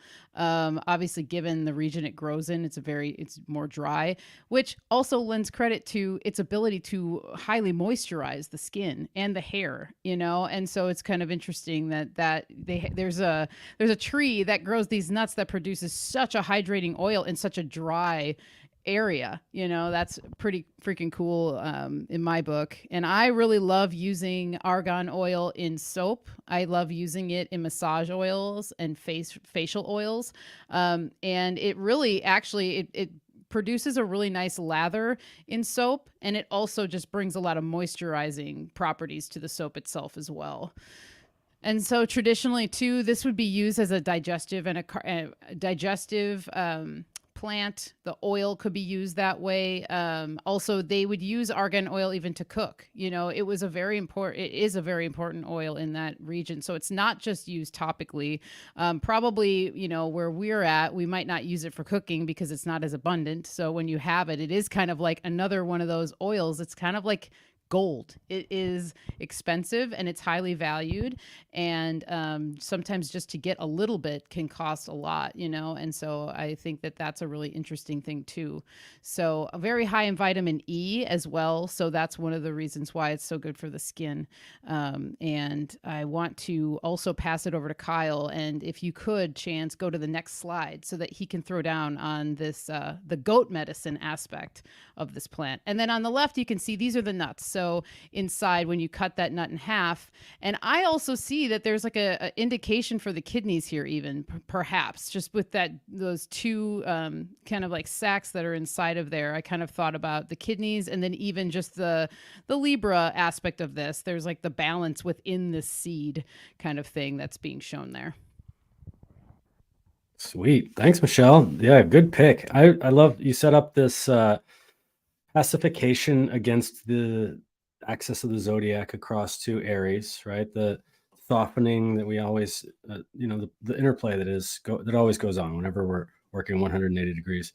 I've been doing like my fun thing that I've been doing for a lot of this summer has been compiling a lot of research for Tree of Life. And I'm going through all these different cultural aspects of what a tree of life is in many different cultures. And I would love to weave on this with Mario and Chance and you guys. I'll just get the gang back together and do some tree of life stuff. That would be really fun. But yes, please. I'm always down to host all of you. That's awesome. Thanks, man. And so anywhere in this region, in the like Bedouin area, there's not many trees. There's not much shade. And so that would be one particular reason. But isn't it cool how yes, shout out to the Tree of Life, definitely. Isn't it cool how there's all these goats in there? We're talking about zodiacal herbs, and here is the central pillar, which supports that movement of the zodiac to go around it, right? And this is the way that I always see this is just like we have a little frame of the setting, and then we move on. But that central pillar stays and remains, and so here in these cultures where this tree grows, they have the shepherds. They go out and they it's about every 2 years or so, these become ripe. And this tree, I think it's really cool that you notice that the spin in there. But if you look closer at the branches, they have spines too. So Tree of Life, spine, it's going around a millstone. There's spiny things all around it. It's just one after another. Cool little synchronicity there. So the shepherds or the harvesters, they're like, oh, this sucks. This it's really good nut, but it just sucks to get it because we're just getting cut up and it's tearing all our clothes. So we'll send the goats up, and they send the goats up, and the goats will eat these nuts and they'll chew them up. And it's kind of, if you could picture a walnut where you have like on the outer layer of the walnut, you have this like rind. It's kind of that, so basically the goats are looking for that. They eat that rind. And then they shit out the nut. And basically when they do, they've done all the work. They've cleaned off the nut. And then, so the men's job as shepherds is over. And they say, here's your goat poop. And then they bring it to the women. Traditionally, I'm just saying traditional roles here. And they'll sift through it and clean it. And then they're the ones that press it. And then they get back together as a community and turn it into oil. So when this became popular on the market, like a lot of people in Morocco, they'd go to Morocco and they would get this one of the world's most expensive oils, and they would come home and share it with their friends. Hey, check this out. And people would be like, hey, it smells kind of goaty.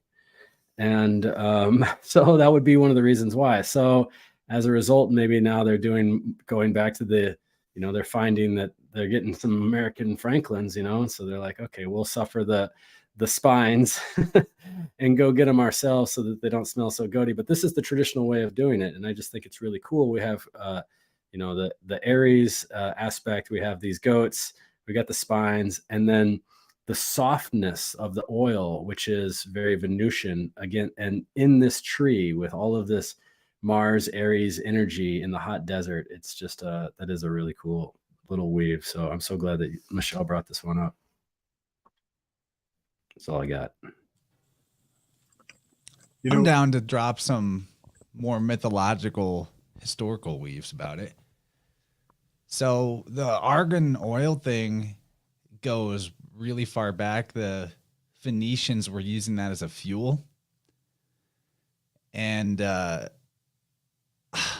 okay, so I think that there's an interesting weave with argan and the golden apples of mythology. So like, let's go back here. You see the look here, and the high value of it as something for fueling lamps, the brightness in that creates, it becomes a currency, especially to Phoenicians who are maritime traders, taking it all over potentially the European and Eastern Asian world. So the golden apples are often given attributions to things like oranges, actually. But if you look at argan, it's a phonetic anagram for orange when you consider the interchangeability of vowels. That's like hidden. And look at these little guys on the tree here, So there's like a wealth thing returning, in my opinion, with this whole thing. And remember, what else goes with the golden apples is the idea of the golden fleece.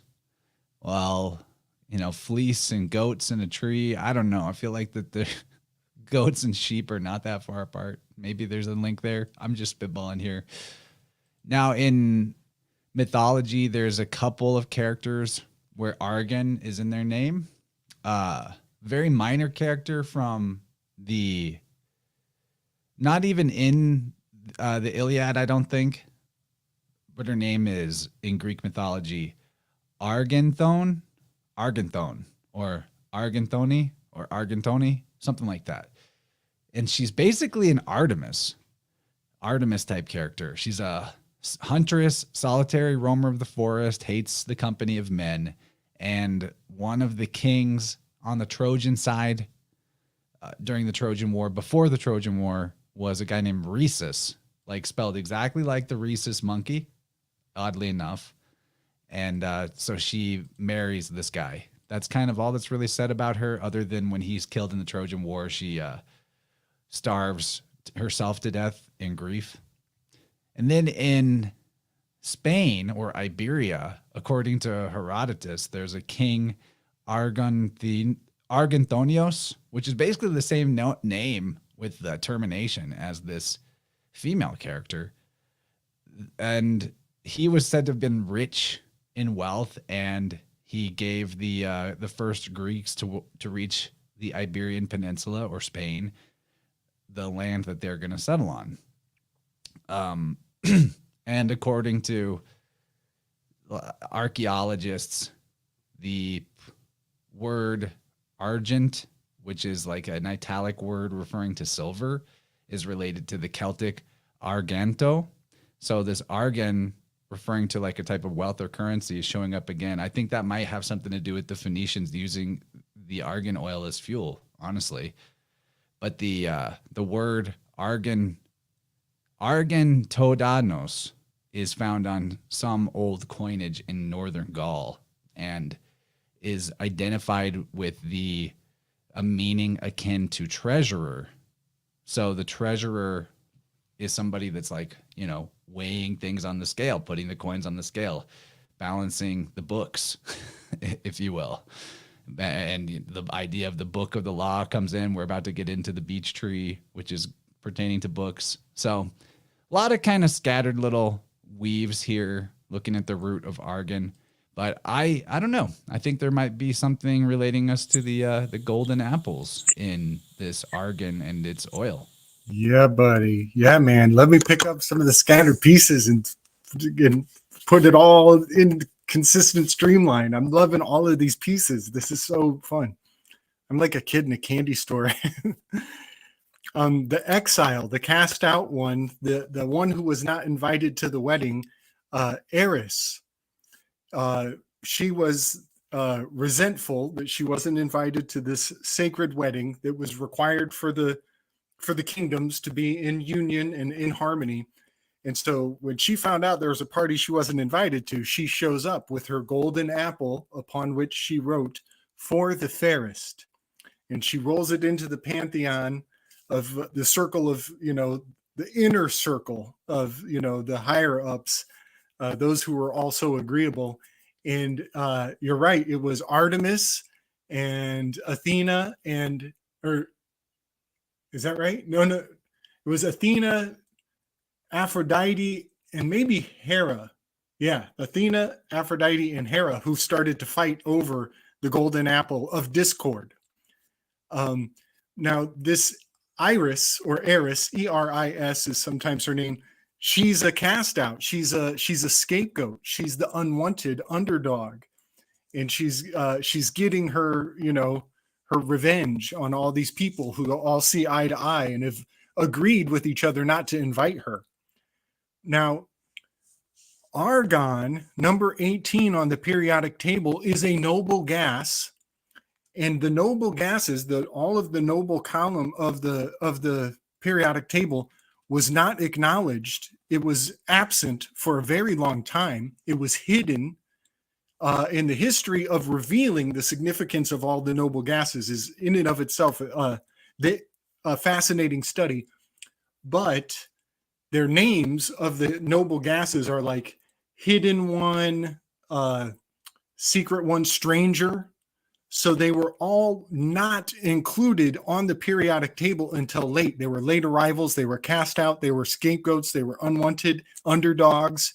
Let me add one little thing about the argon gas too, in terms of the sublimation. Yeah. The difference between the melting point and the boiling point for argon is a matter of 6 degrees Fahrenheit. So basically, if you are getting it from solid to, if you're removing it from its solid form, it's going straight to gas. Right. You have to be very precise to get it to a liquid. It's basically not happening.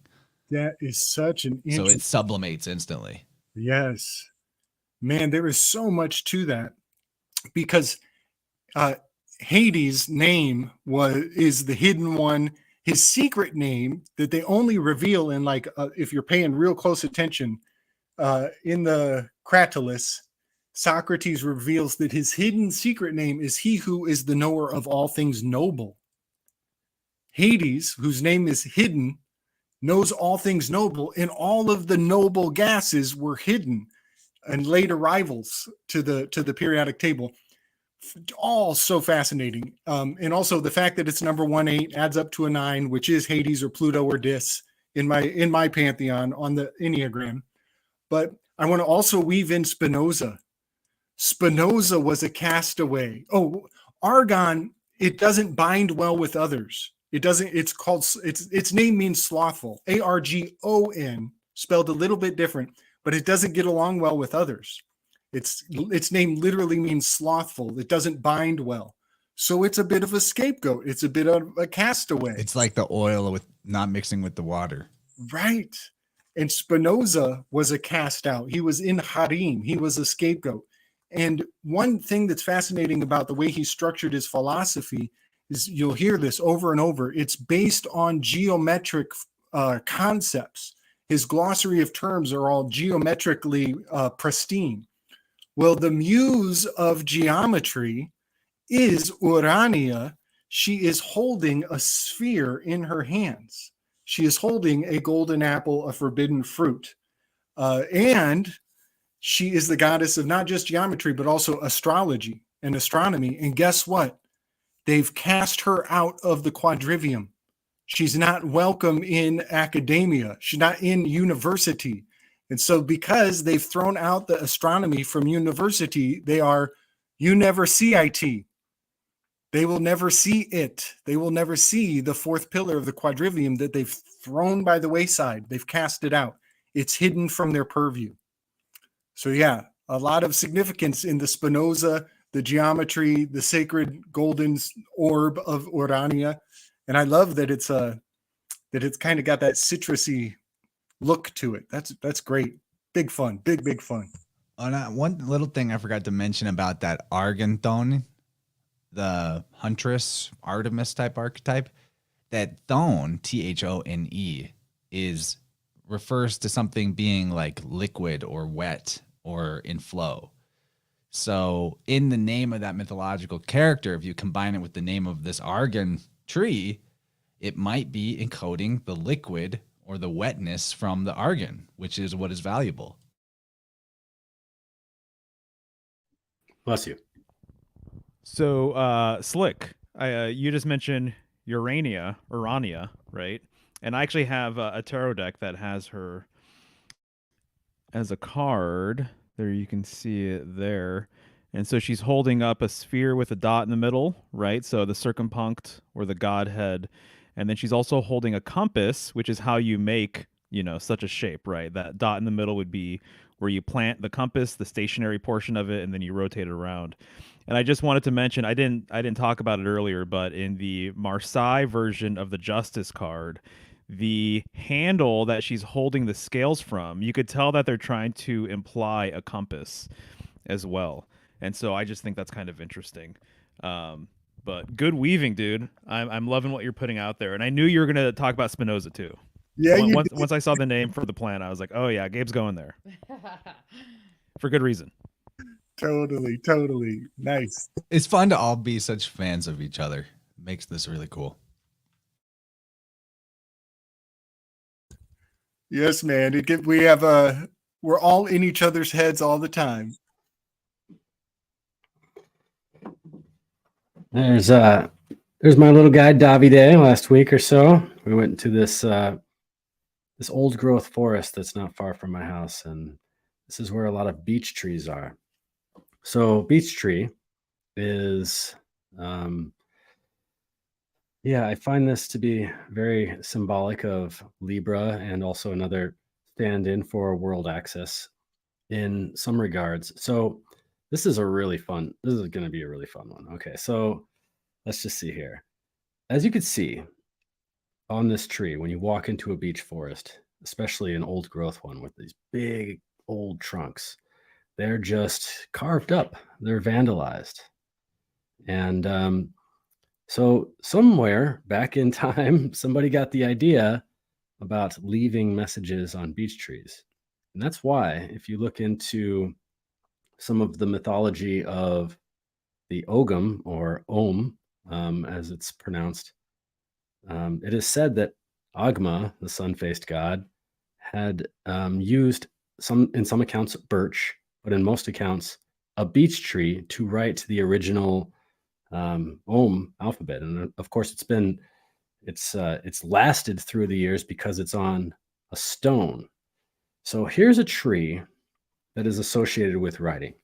Now, in let me see here. Let me look at my notes. In German, beech and Bach. It's a philological match. As exactly, yeah. Bacchus, Liber, Pater, Liber, meaning book, right, and meaning freedom, which is like related to justice. You're gonna have your freedom. Yeah, in modern German, the word for book is buch, with buche, so book, with the extra aspirate at the end, book, meaning beech tree. In Old English, it's bok, which means both book and beech tree. In Swedish, it's the same, bok, bok, meaning both beech tree and book.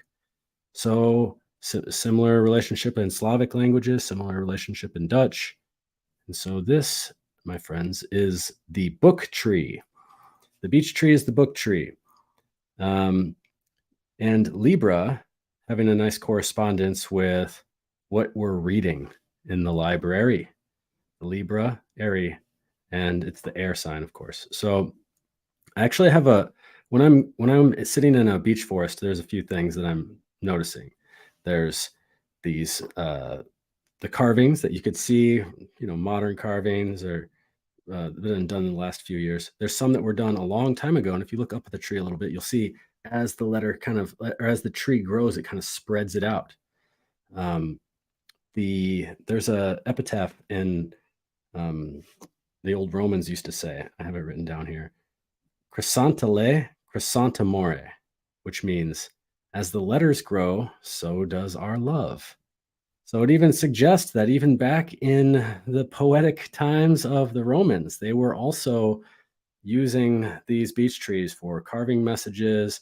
Julius was here or whatever, and Julius or like the little signature or something like that. So having a relationship with writing. One of the other things I noticed when I sit in a beech tree forest, one of the things that maybe the spirit of the beech was teaching me was the possibility that the tree of, in the Garden of Eden, we got the tree of life, and then there's also the tree of knowledge of good and evil. And it's like, don't eat the fruits of the tree of knowledge of good and evil. And we always, I think in our stories, we think of this an apple, we think it's a pomegranate, it's a fruit that we hold in our hands.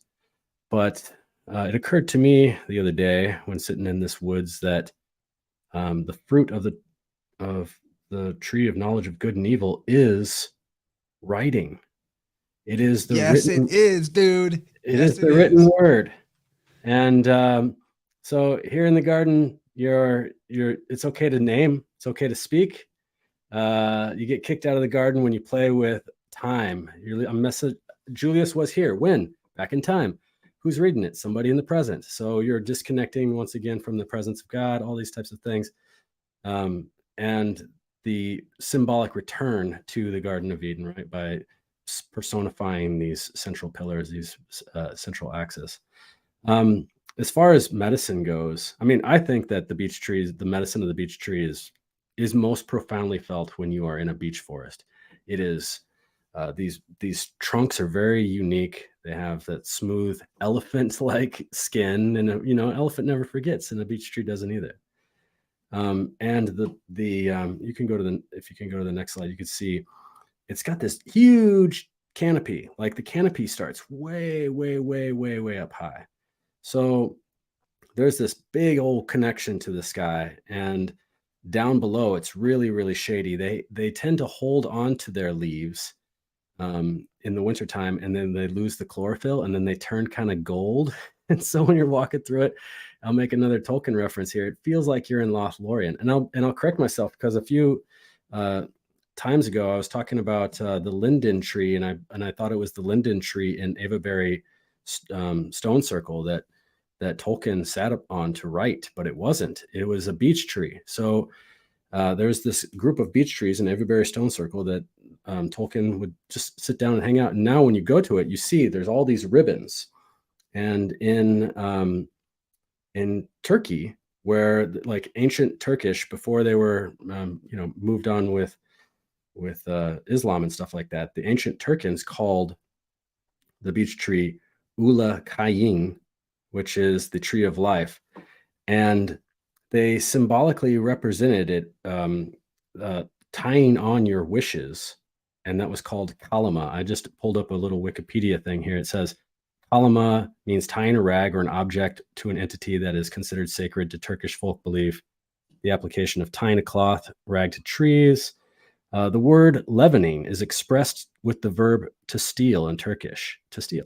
In this context, it can be perceived as the fermentation of a thought, a wish of holy place. So the idea is that you're tying these ribbons of sacrifice, and you're holding them up to the tree. And of course, this was outlawed by Islam. But what are you stealing? You're stealing from your own garment, and you're putting that into the tree. And so when you're in Avaberry or in a lot of places in England in these sacred beech groves, you'll find that it is littered with these thoughts and wishes fermenting for the forest spirits. And up in the canopy, you'll find the beech nuts, and there's a ton of food. There is so much food for the forest. And if the settlers would, or people who were vagrants, and the word vagus, by the way, is philologically connected to vagus, like the vagus nerve, or the which means wanderer, the vagrant. So the vagrants would wander around. They would find themselves in a beech grove, and they would say, let's stay here because we'll be able to eat through the winter. Why? Because it's a masting tree and there's so much food. And unlike the acorns, it doesn't take a lot of processing to get that food. And this is where the name Fagus comes from. Fagus means, like you recognize, esophagus. It means to eat, phagy. So this is a good eating tree. And if you're not into eating tree food, well, you could eat the animals that are all around it. There's lots of mushrooms here. There's lots of squirrels. You got your sling, you got your bow and arrow, you got your BB gun, whatever the times are, you can find a lot of food in a beech forest. And also the soil is really loamy. So it will, like, another thing too is that the settlers would cut this down because the agriculture would be really good there too. And as far as like more etheric medicine goes, It's actually a really nice flower essence, and it's one of Dr. Bach, Dr. Book Bach, who's one of the famous flower essence providers. I guess he is the one that basically discovered this art, which is you take a flower. Michelle was talking about this on Crow today, by the way. You just listen to that. But take a flower, put it in some water, and let the imprint the water, and now you have a vibrational frequency. And for the book tree, that is it's for a remedy for people who feel the need to see more good and beauty that surrounds them. It's for people who are in a state of intolerance or indifference. And as Slick was mentioning earlier, the non-conflation with compassion and tolerance. I'm going to give an example of a beach remedy state. So let's just say, I'll use myself as an example. Let's just say my wife presents something to me, maybe a health concern or something, and I know what to do.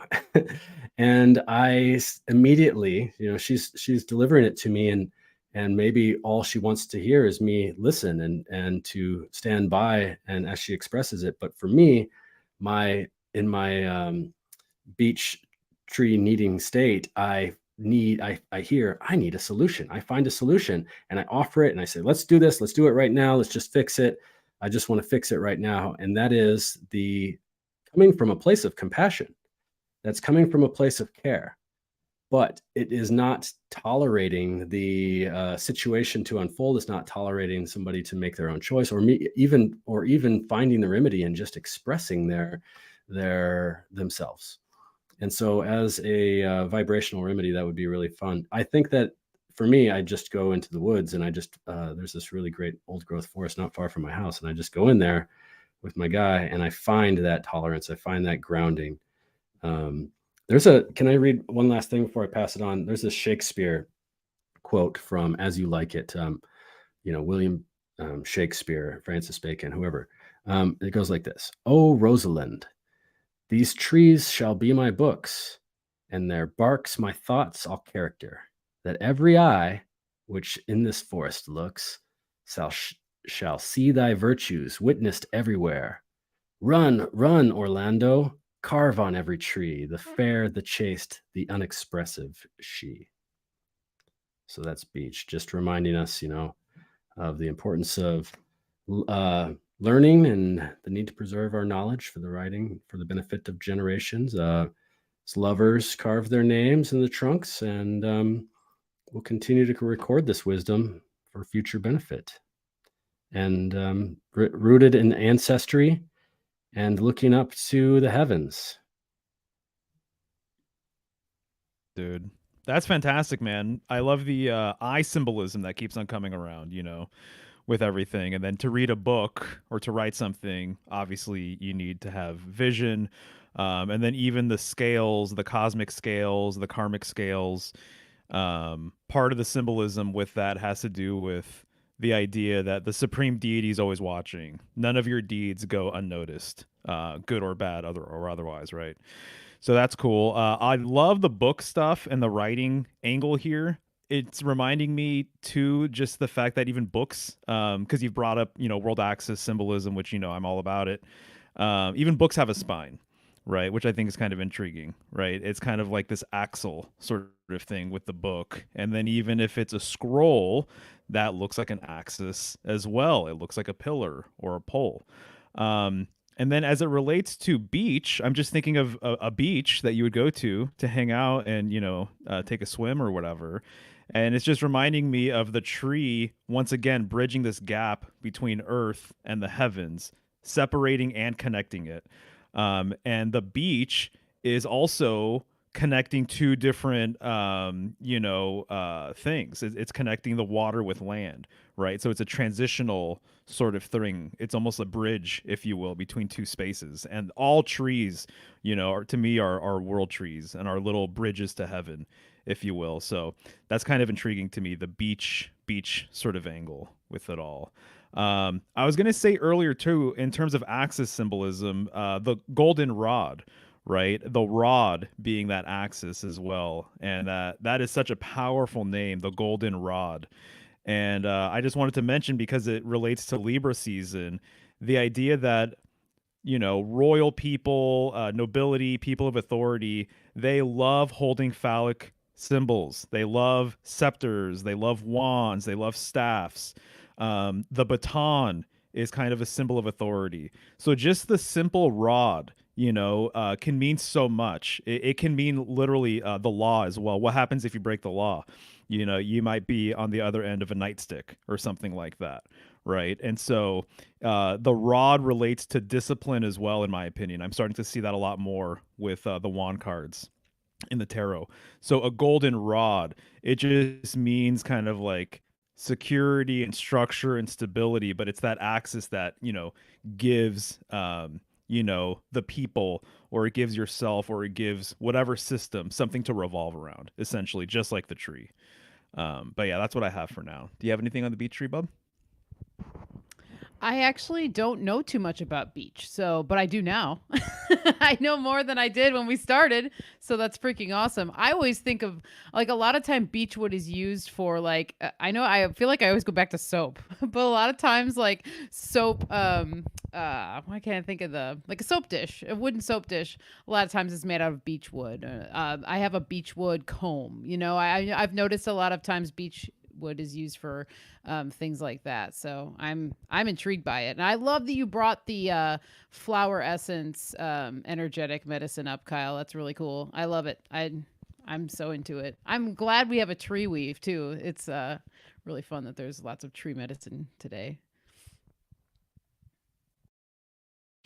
I had a couple of really fun epiphanies with the beech tree, especially around the name Fagus.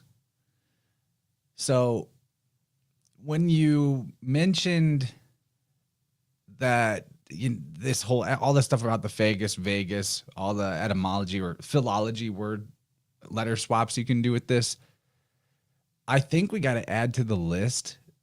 And I need people out there that are interested in philology to just watch out for this and see if we can find enough examples for it to add it to the list. But I think there's a G switch with T that can happen, because fage is the Italian way to say eat, right, Kyle? Latin, right? Latin, right? Like fage, phage, phagi. But the Greek way is fate. It's fate, fage, Greek and Latin. And thinking about the symbolism in, you know, that spine rod thing we're talking about, the vagus nerve, the esophagus, it's the middle upright it's part of the upright aspect of the body. It's this vertical thing, vertical axis. There is a comment in the chat from Beyond Language. I think this is Think in G Caps as well as the other channel. And he mentioned in context with the Fagus, pagoda. And a pagoda is basically a tower, right? It's like a stupa type of thing. And so I just did a search on the etymology of pagoda. And apparently the Persian word that became the Portuguese word pagode, the Persian word was butkada. So first of all, you have bud, B-U-T, B-U-D, but B-U-T, kada, becoming pagoda. That right there is demonstrating, you know, maybe another example of a T switching with a G sound. Butkada, pagoda. I find that very interesting. So we'll have to keep that in mind. A G switch with T. And of course, yes, and she beat me to that one. The Jenny says the G equals 7 and the T equals 7 in the septenary cipher. So yeah, there's just another really good reason to think.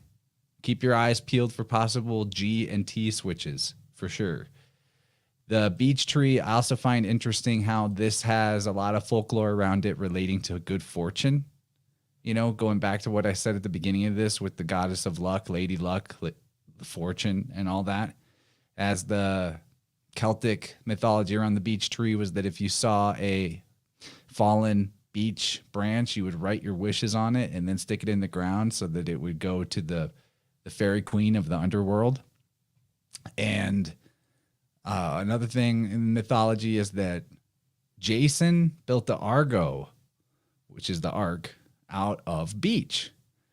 So there's another connection to the whole wandering aspect of Fagus as well, because the Argo goes wandering about. And can't help but notice the little synciness between our previous one being Argon, and now we're finding out that the beech tree is what they used to construct the Argo. So the last thing I found interesting was that it can be used for divining. Again, another divining rod wood, and that the roots are said to look kind of like snakes coming out of the ground, giving us that idea of wisdom. But last but not least, I think, Kyle, you're right on the money, that the fruit of the knowledge of good and evil is written language. I absolutely agree with that. And I think that ultimately these gods and goddesses of wisdom, ultimately they're encoding the secret of letters, the secret of alphabets. I think that that's what one of the oldest original meanings to the symbolism before things started getting tacked on. Once the alphabets weren't so secret anymore, more secrets started to get layered in as things advanced. So I think this was an interesting one. Definitely watch out for the G to T switch. Yes. Oh, yeah. And like Theos and God. Interesting. G and T there, two different ways of saying God. Oh, nice. So, yeah, the G to T switch is, the lotus becomes the logos. Oh, perfect. Yeah. And the logos, God, the God comes out of the lotus.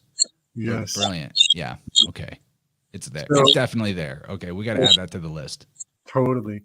So Jason and the Argonauts. Jason, there are two J's at the highest signs, June, July. July is right at the Cancer. We're in the water.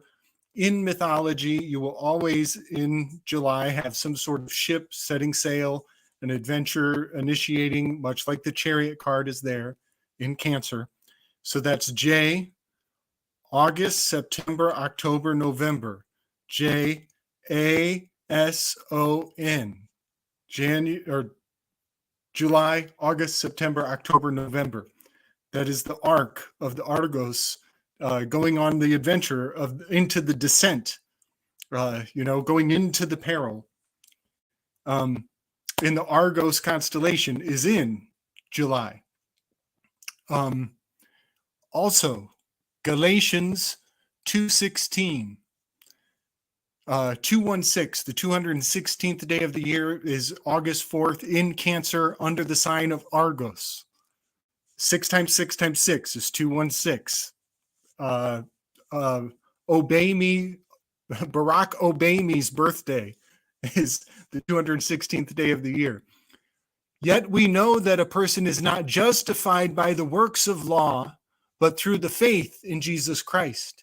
So we also have believed in Jesus Christ in order to be justified by faith in Christ and not by the works of law, because the works of the law, no one will be justified.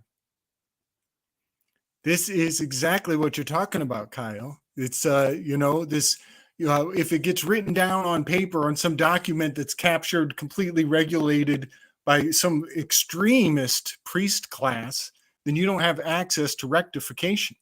And you got to go do all kinds of dirty deeds to make them happy again, that maybe they'll think about changing what they wrote about you. This is just voodoo magic. It's just voodoo doll magic for sure. Another one, and that's right. So the 216 of it is really fascinating that it's a sacred number there in Galatians, but 2 Corinthians 3:6. This is the symbol of the arc, the symbol of the circle. And here we are on our 12th installment coming full circle, talking about this, right? He has made us competent as ministers of a new covenant, not of the letter, but of the Spirit. For the letter kills, but the Spirit giveth life. And this is beautiful in that the occulted aspect of this symbol of the law of Libra, the occulted symbol, I find to be the Wheel of Fortune card that is the spearing of the lupus constellation. And yes, that is just a fascinating truism that all this mumbo jumbo about how it's spelling it right. You better spell it right. And here I come along spell breaking all day long. Pathological spell breaker. That's all I do. Dude, the thing about spell breaking is you have to break from the spelling. That's what's up. That's what's up. Don't You let get to the spirit of it, not the letter of it, which is the phonetical sound. Yeah, buddy. Yeah, buddy. Man. Don't let the crabs in the bucket pull you down. Don't let your inner teacher keep you on the straight and narrow. Freedom for all. And I'm gonna big up what Polymathing said in the chat earlier. He pointed out the elephants. The beech tree looks like elephant legs, doesn't it? It's like it's even got like the knuckles of the knees of an elephant, you know, totally. And so elephants are renowned for their memory, and the carving of letters into this tree is like making it stay. It stays in time. It breaks the presence, and it stays in time in perpetuity. That's a really good one. Big up Polymath, and that is a really good one. I love that. I had to write that down. And then there's a anagram of B teacher in here because of the letters carved into the tree. There's much to learn from that, from those who came before. But you know, Thoth, when he brought the idea of writing to whoever his higher up was, I'm going to say Osiris, but I'm not sure. When he brought the idea of writing forward, his king was like, "Nah, man, that's a horrible idea. You teach people how to write, and they'll start losing their memory. They'll get lazy-minded." And the truth of that is still unpacking in a fascinating way. So yeah, I just wanted to say that the be a teacher is actually about the spoken word and putting, you know, making the words alive with, like, you know, laughs and sarcasm and all the spirit that you can do with the spoken word that you just don't get out of a book. You just don't get the life out of it, you know. But then it's also beech tree. Beech tree is betray. And the written word betrays the spirit of what the writer was truly trying to convey. And after we come out of Libra, we're going to be in the sign of betrayal. We're moving into Scorpio here pretty soon. So the beech tree and the betray and the writing betraying the spirit of what is meant to be conveyed. I think Socrates said that written words are like children that don't have their parents here to keep them straight, to keep their message perfected, because there's no the originator, the person who put these words into life. They're not here to answer for what they really intended you to receive. And so there's an irresponsibility to adhering strictly to the written word, which Nietzsche called book cope. And I just love that word. It's a hard hitter. It like breaks all kinds of paradigms. Book cope. Ooh, man, that's harsh. That's harsh. That was a power weave, dude. There was so much good stuff in there, man, honestly. Yeah, especially the beech tree betray. Fireworks going off my head. Everybody can tip Slick Dissident on Cash App. His tag is Slick Dissident. He deserves a tip for these weaves. He is a master weaver. He sees what is unseen. He gets to the spirit beyond the letter. Love this dude. Well done, dude. I feel so happy after listening to that expression. This whole thing's making me happy, though, to be fair. Should we get into Golden Seal? We shall. Yes. This is another golden weave. And this is typically there's like Venusian properties here, because this can be used as a heart tonic. cardiovascular health. And then you have that red berry. And sometimes this is known as ground raspberry. That's sometimes one of the nicknames for it because it kind of looks like a raspberry here. And that's actually the seed pod of the golden seal. And it's not edible, but if you were just passing by and maybe didn't know what it was, you might think that it is raspberry. So, and then you have the connection with raspberry also with Venus. So I feel like there's a lot of just crossover. And the leaf structure of this plant too kind of reminds me a little bit of some of the other Venusian plants that we talked about during Taurus, like vanilla leaf.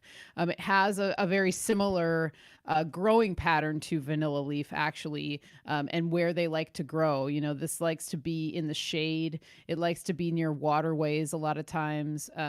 And it's kind of, as I have written on the screen, worth its weight in gold, you could say, because this too is kind of like a very highly treasured plant. And when you're working with the golden seal, you're working with the root of it.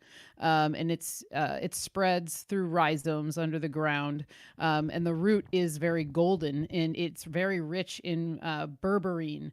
And berberine is also what's found in turmeric, which gives turmeric its golden color as well.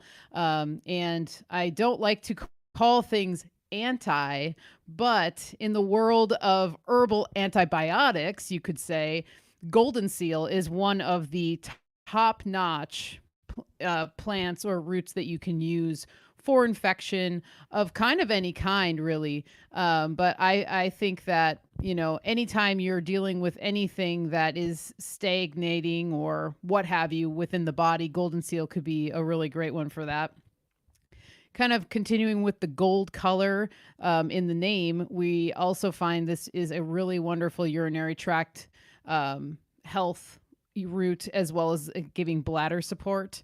I find because too, when you're working with the infection, it would be wonderful for a urinary tract infection if that's what you were having, or if you're needing to move things through the body. Really great for that. I think dog and cat friendly may have been from a last one or something. I don't know if I had that in there, but it is dog and cat friendly though when I think about it, and it's not from another one. I think it just got thrown off or I forgot. But I used to actually give this to our cat, and there's a really great tincture mixture that I would give to him for his lung ailments. And I think the golden color too, indicating like infection. Everybody knows that when you have like a bad infection in the lungs or there's mucus and stuff, and when it's yellow or green, that indicates infection. So goldenrod could be really wonderful for that. This works really well with the mucous membranes, which is another reason why it can be good for digestion health. And I'll say, bringing my ear back up again, this was another plant that I was relying on quite heavily during that time. And I love using golden seal powder. And so that's one of the easiest ways you can even consume it too, because even though it's very bitter, what you can do is you can just literally mix powder with water and drink it, or you can encapsulate it as well. You can make some sort of paste with it. Like I said, very bitter, doesn't taste good, but sometimes when you're not feeling well, taste doesn't really matter too much because sometimes you just have to have things that don't taste very well, and the taste is really nothing compared to what you're going through. And I feel like golden seal is kind of like that in that sense. And Chance, if you'll go to the next slide, then we can kind of see the root in its glory. And this is what we're going after here. So I love just the spindly nature of the rhizomes as well, which I think further illustrates immune health and our immune system. And the bitter aspect, as we have, yes, a better, that is another indication of that digestive health. Just moving things, making things nice and soft, again, with the mucous membrane. This is a wonderful herb for wounds, first aid. You can, if you needed to, I guess you could even pack a wound with golden seal powder if you had to, to just have something that's going to protect it or begin to give some, bacterial protection or against bad bacteria until you were able to get somewhere where you could flush the wound. But having a oil made of golden seal is wonderful too, because then you can use it in salves and all of those types of things too, and use it topically. If you look this plant up, you're going to see that it's labeled as endangered. And I know we've talked about this too, and Kyle has brought up really good points about perhaps they tell us that these plants are endangered so that we don't use them as often because they're so powerful. And ever since Kyle's brought that up, I believe we talked about that with Trillium. It's made me think about when these plants are talked about in that way. And golden seal is one of those because it does take a long time to grow. And so usually you're wanting to use the root in like the second and third year. And then even in the fourth year, sometimes the root kind of starts to deteriorate a little bit. So it's really potent in that second and third year. There has been a lot of over harvesting of it, you know, a lot of this because it is more of like a ground cover plant in the forest. You know, when logging crews go through, they might take out a whole, you know, whole big colony of golden seal or something like that. But, you know, you can cultivate it. And that's how a lot of medicine people do work with it. Or if there are suppliers that offer it, sometimes it's a cultivated herb. I just want to scan my notes really quick. Oh, okay. So hydrostis or hydrastis in Greek means water and to accomplish. So I found that was really interesting when it comes to just, again, the urinary health, but particularly the mucous membranes of our body. That is very watery and very important for movement and for things to be healthy and happy. And I'll say one of the things with my ear journey was realizing my my connection with food, my emotional connection to food, and my emotional connection to my digestive system. And I think that golden seal really like shined a golden light on a lot of these areas of my life that I was really like putting puzzle pieces together. It wasn't just the ear. It was a whole thing of stuff that came up for me, just like anyone who knows what it's like to be not feeling well. It usually brings up a lot of other things, and my relationship with food and drink and that sort of stuff was one of the things that was highlighted for me. And this was seriously such a wonderful ally during that time. And I just recommend it for anyone who is trying to either heal your gut or your relationship with food and things like that. I find that that was like one of those emotional ones for me that helped to, bring golden light to it. Nice. I work with golden seal. I use it targeted for any type of, as a tropho-restorative for the digestive mucosal membrane. So whenever working with somebody that has signs of an ulcer, and I use it very frequently whenever there's gallbladder issues going on, and you could tell by the signature of the bile and the goldenness. And I really like the name golden seal to my imagination, because I'm imagining that it's sealing up all of some sort of internal wound or leakingness of something going on down our alimentary canal. So, and then also whenever it comes to, you know, gallbladder work and stuff like that, I'm always thinking about, you know, courage. You got to have a lot of, you know, you got a lot of gall, or maybe you spent all your gall, maybe you spent all your courage in like the case of like, you got a lot of gall to say that, Trump, you know, Mr. Orange Man, who's like bleeding bile basically out of his pores.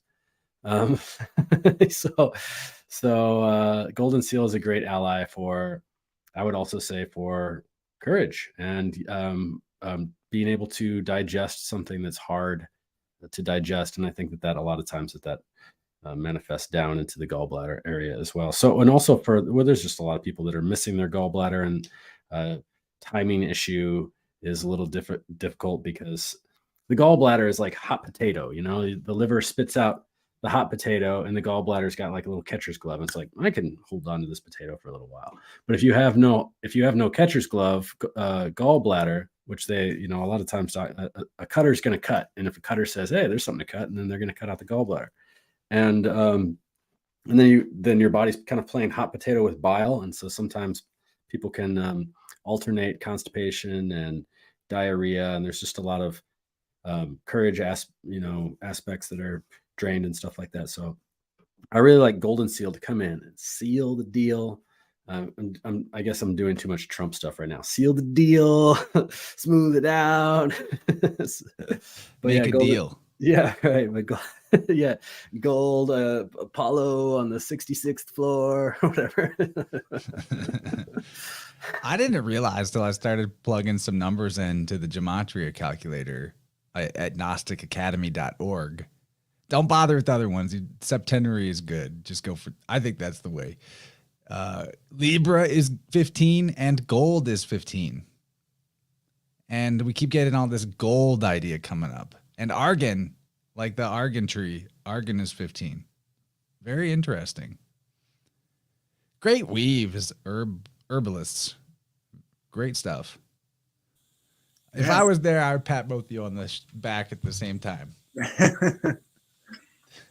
I always find myself mentioning the leaves turning red, but I fail to also acknowledge they go to yellow first on their way to red. It goes from gold to red. Or sometimes they do. I think it's different colors for different trees, right? True. Yeah. And some trees are like 3 different colors on the same tree. But this is the time of the year where things start taking on a golden hue. Yeah. Libra, gold. I guess there's a there. Right. And it's even got that old, the things start to wither. So they're and it's getting cold outside,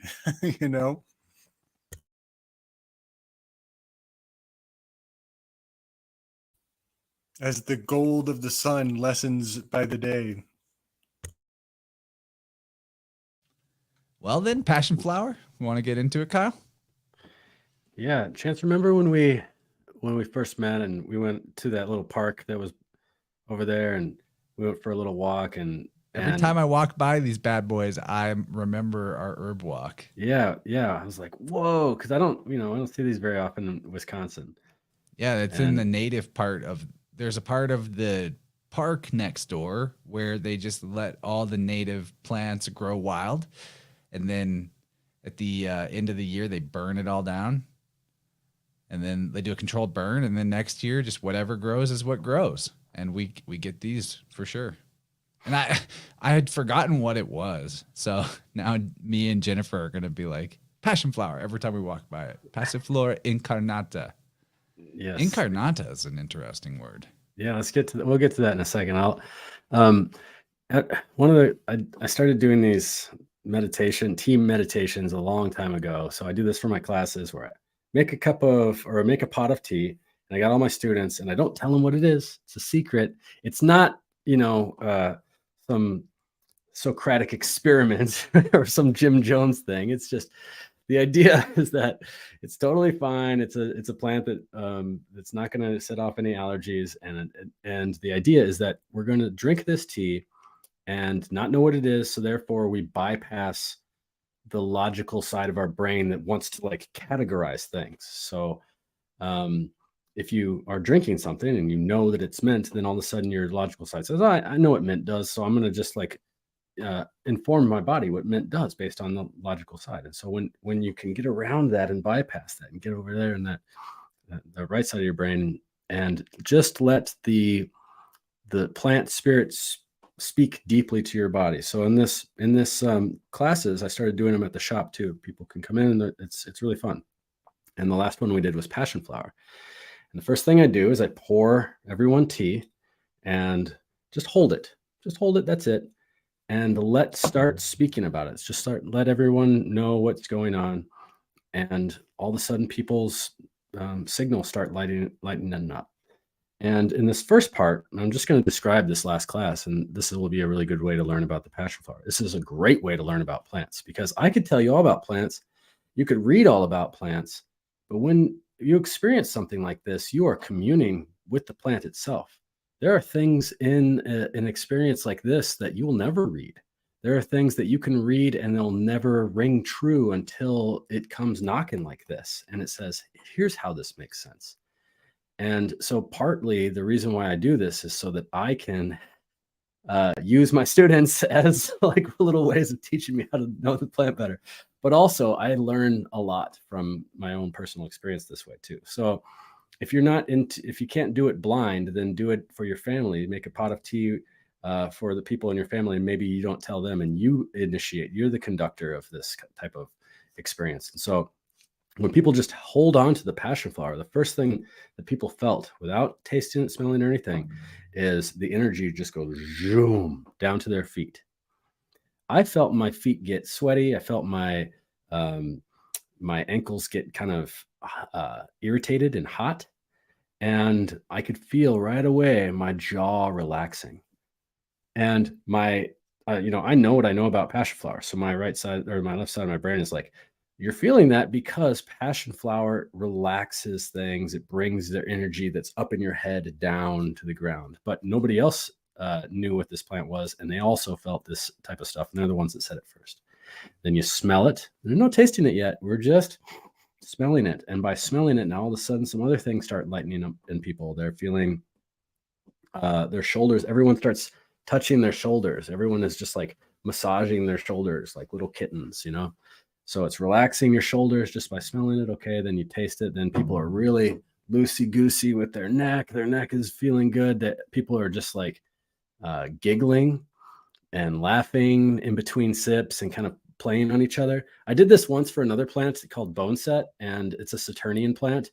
And everyone got super serious and they sat up straight and nobody wanted to say anything. And they were just like, and I was like, okay, I'm not going to do any Saturnian plants anymore. So this one, I would say this is kind of a mercurial plant, and it was fun. And so it lightens up your nervous system. It lightens up the mind. And so in these air signs, there can be a lot of tension in the mind. There can be a lot of tension moving back and forth from the mind back to the body.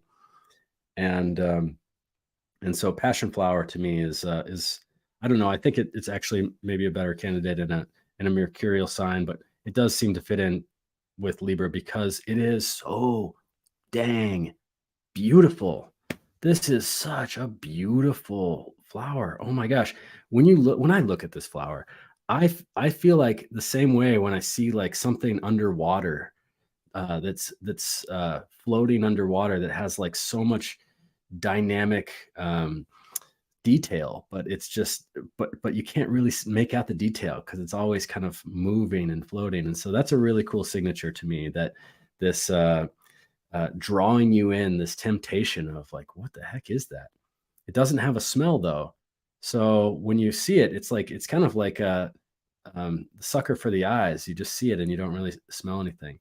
Well, the name, oh, nice. Yeah, look at that. It's just so beautiful. The name passion flower comes from the leftovers of our friend of the Spirit of Colombia there, the conquistadors. They apparently came to the New World and they saw this plant and they were introduced to it by many accounts. Many different explorers were introduced to this plant, and sometimes the plant is called Muracuia, Murucuia,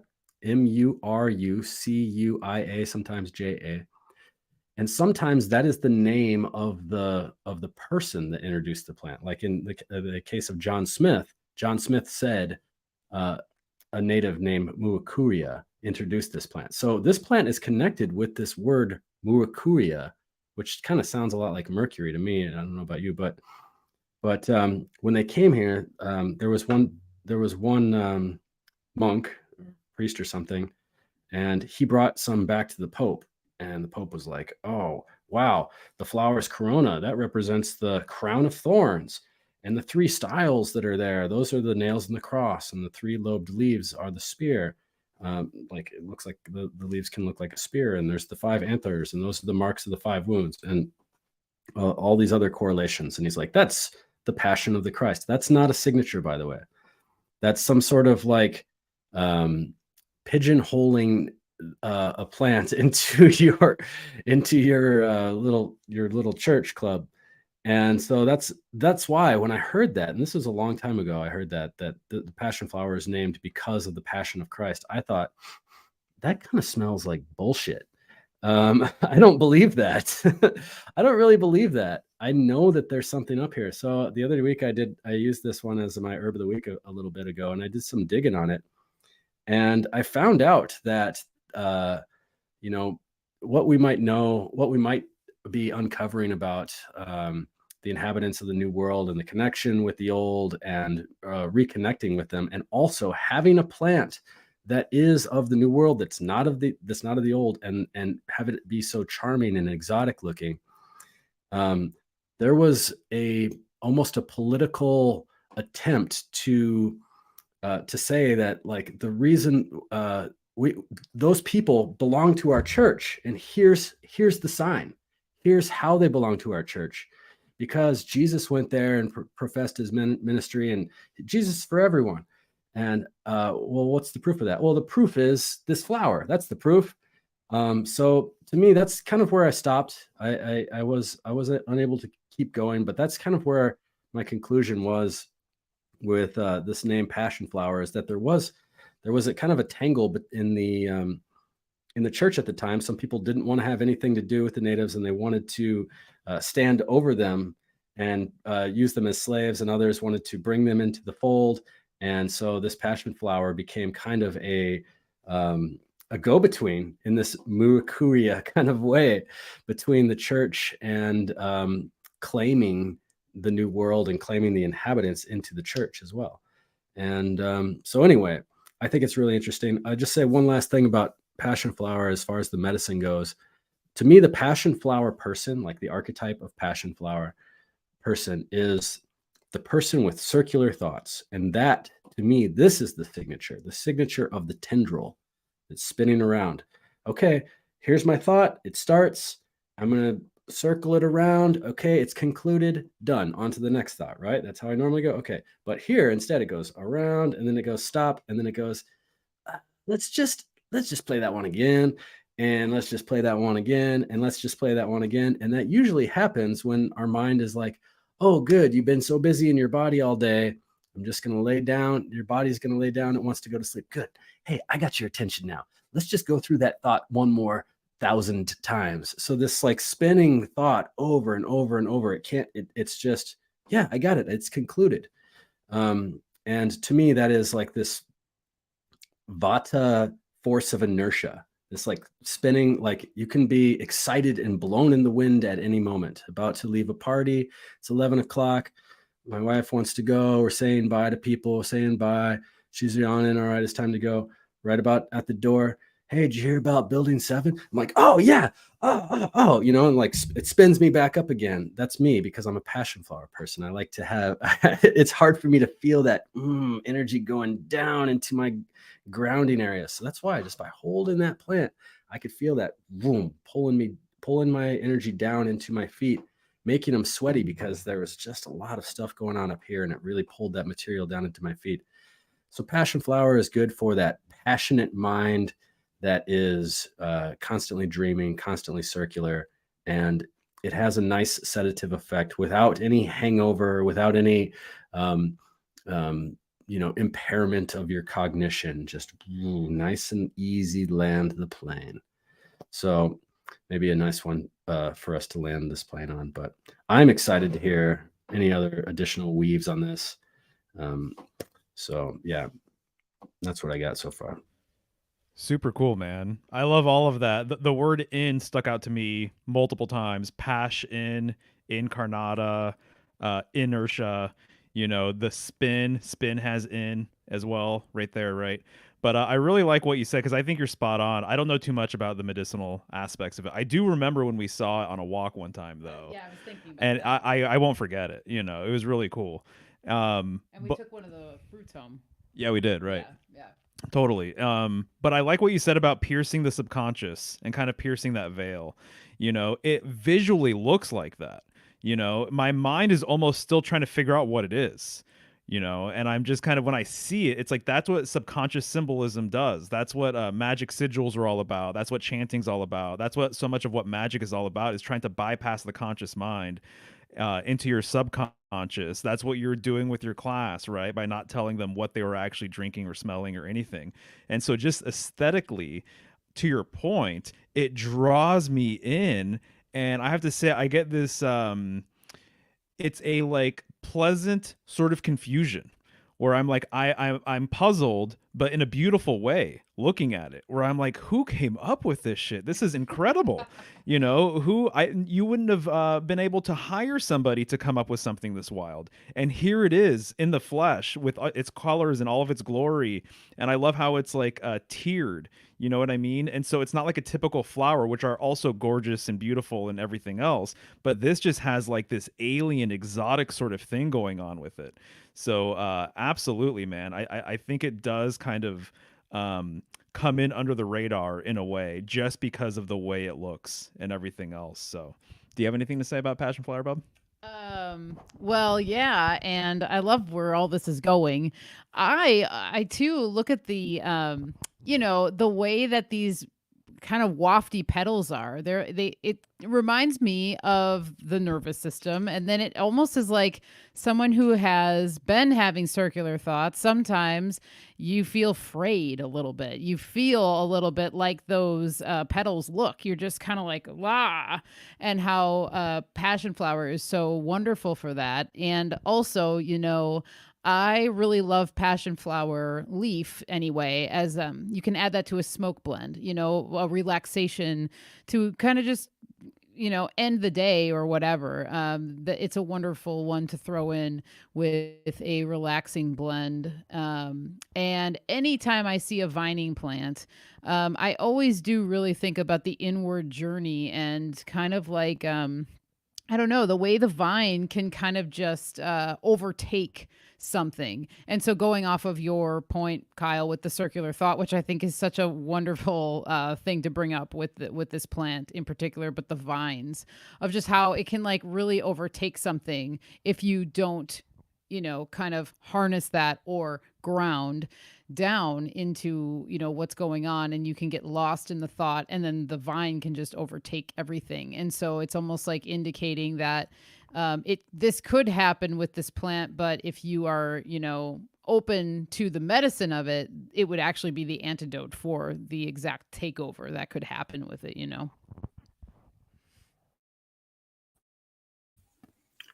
So I'm seeing hardcore fortune card signatures. Chance, can you embiggen me? The the Thoth deck has altered the Wheel of Fortune card in really beautiful and significant ways, but I think a lot of people will agree, like, it's kind of obvious. I don't really have to say much, but some of the alterations where they took out the tetramorph, they took out the four-cornered characters, which to me kind of signifies a removal from the two-dimensional paperwork realm. We're not dealing with the tetrabiblos of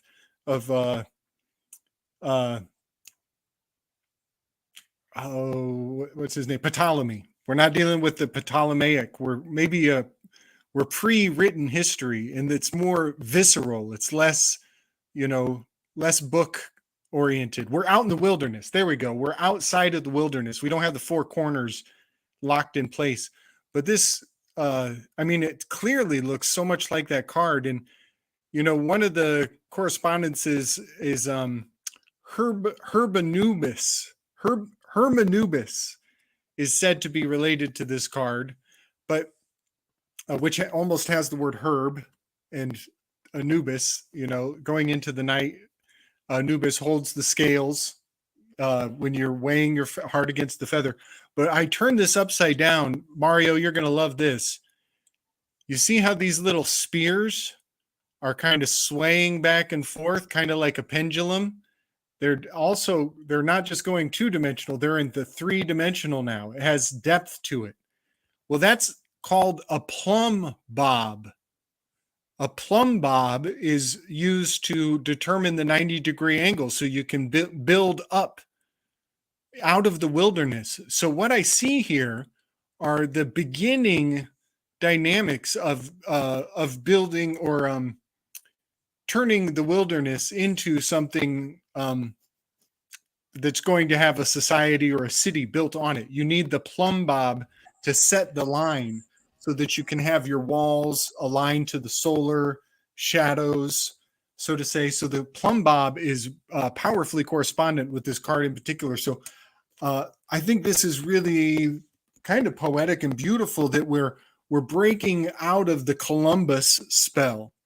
And that card markates the way things were before. These compass systems came and domesticated, get my blood boiling, but we domesticated wilderness, and if we can see past the illusion of that lie agreed upon, that is the Columbus construct, we can join in with the wilderness again in its true form, where things are willy-nilly and you don't have right angles all the time. And maybe you build your houses in spherical shapes, and you talk to our boy Topher, and you start to see the sacred geometry of the circle as opposed to the right angles. Excellent. The plumb line, by the way, the plumb bob, I know in Freemasonry as well, Joshua the Branch just had this comment, but I know it's been used as a symbol of the world axis, actually. And I have some tracing boards that make this correspondence like pretty clear, in my opinion. And when you're dealing with the world axis, you're dealing with the axle of the wheel of heaven. A wheel does not work without an axle, right? And so the wheel of fortune. And then I was going to mention at the very top, you have the Sphinx with that sword. Reminds me of Libra. The fact that the Sphinx is actually, up top, that means that it's in a more stable sort of position, right? But I just read something interesting that I think you might appreciate. And it was that the Lady of the Scales is the Sphinx without a riddle. There's no mystery. Wow. Because it's all weights and measures. It's just adjustment and balance and things like that. And so there is this interesting relationship that I'm kind of finding out between the Sphinx, which we've talked about being potentially a hybrid of Leo and Virgo, and then Libra as well. But I thought that was a fascinating way to describe Libra and the Lady of the Scales. The Sphinx without a riddle, without a mystery. That is really awesome. Thank you for that gift. I'm writing that down. It's funny that Columbus Day was Monday. Right? Isn't it fascinating? Getting into that. It had to be, because it's about the spirit of Columbia, and which has to be, it wouldn't work in any other time of the year. Right. And so something else about this card, while you're talking, Gabe, I'm just going to share some other images of Lady Fortuna or Tish. Nice. Yes. So notice she's blind like Lady Justice. Perfect. So the Fortuna was very, she was spoken on and kind of reinvigorated into the collective by Machiavelli. And Machiavelli would say that if you're not going to stay by the rules of the law, by the laws of man, then you're going to be cast out in the wilderness. And, Hecate, Artemis, she is the goddess of the wilderness. She is, I think of her as, if you're going into the hedge and you want to make an offering, think of her. And and so what his point was is you're going to need luck. If you're not going to go by the laws of man, you better hope that luck or fortune shines upon you. And if you want fortune to shine upon you, you might want to do some sort of an exchange. You might want to give something so that you can be accounted for by these other elements outside of what the collective tends to perceive. So yeah, I think of Machiavelli pretty heavily. And also I think of breakaway civilizations. I think of Spinoza.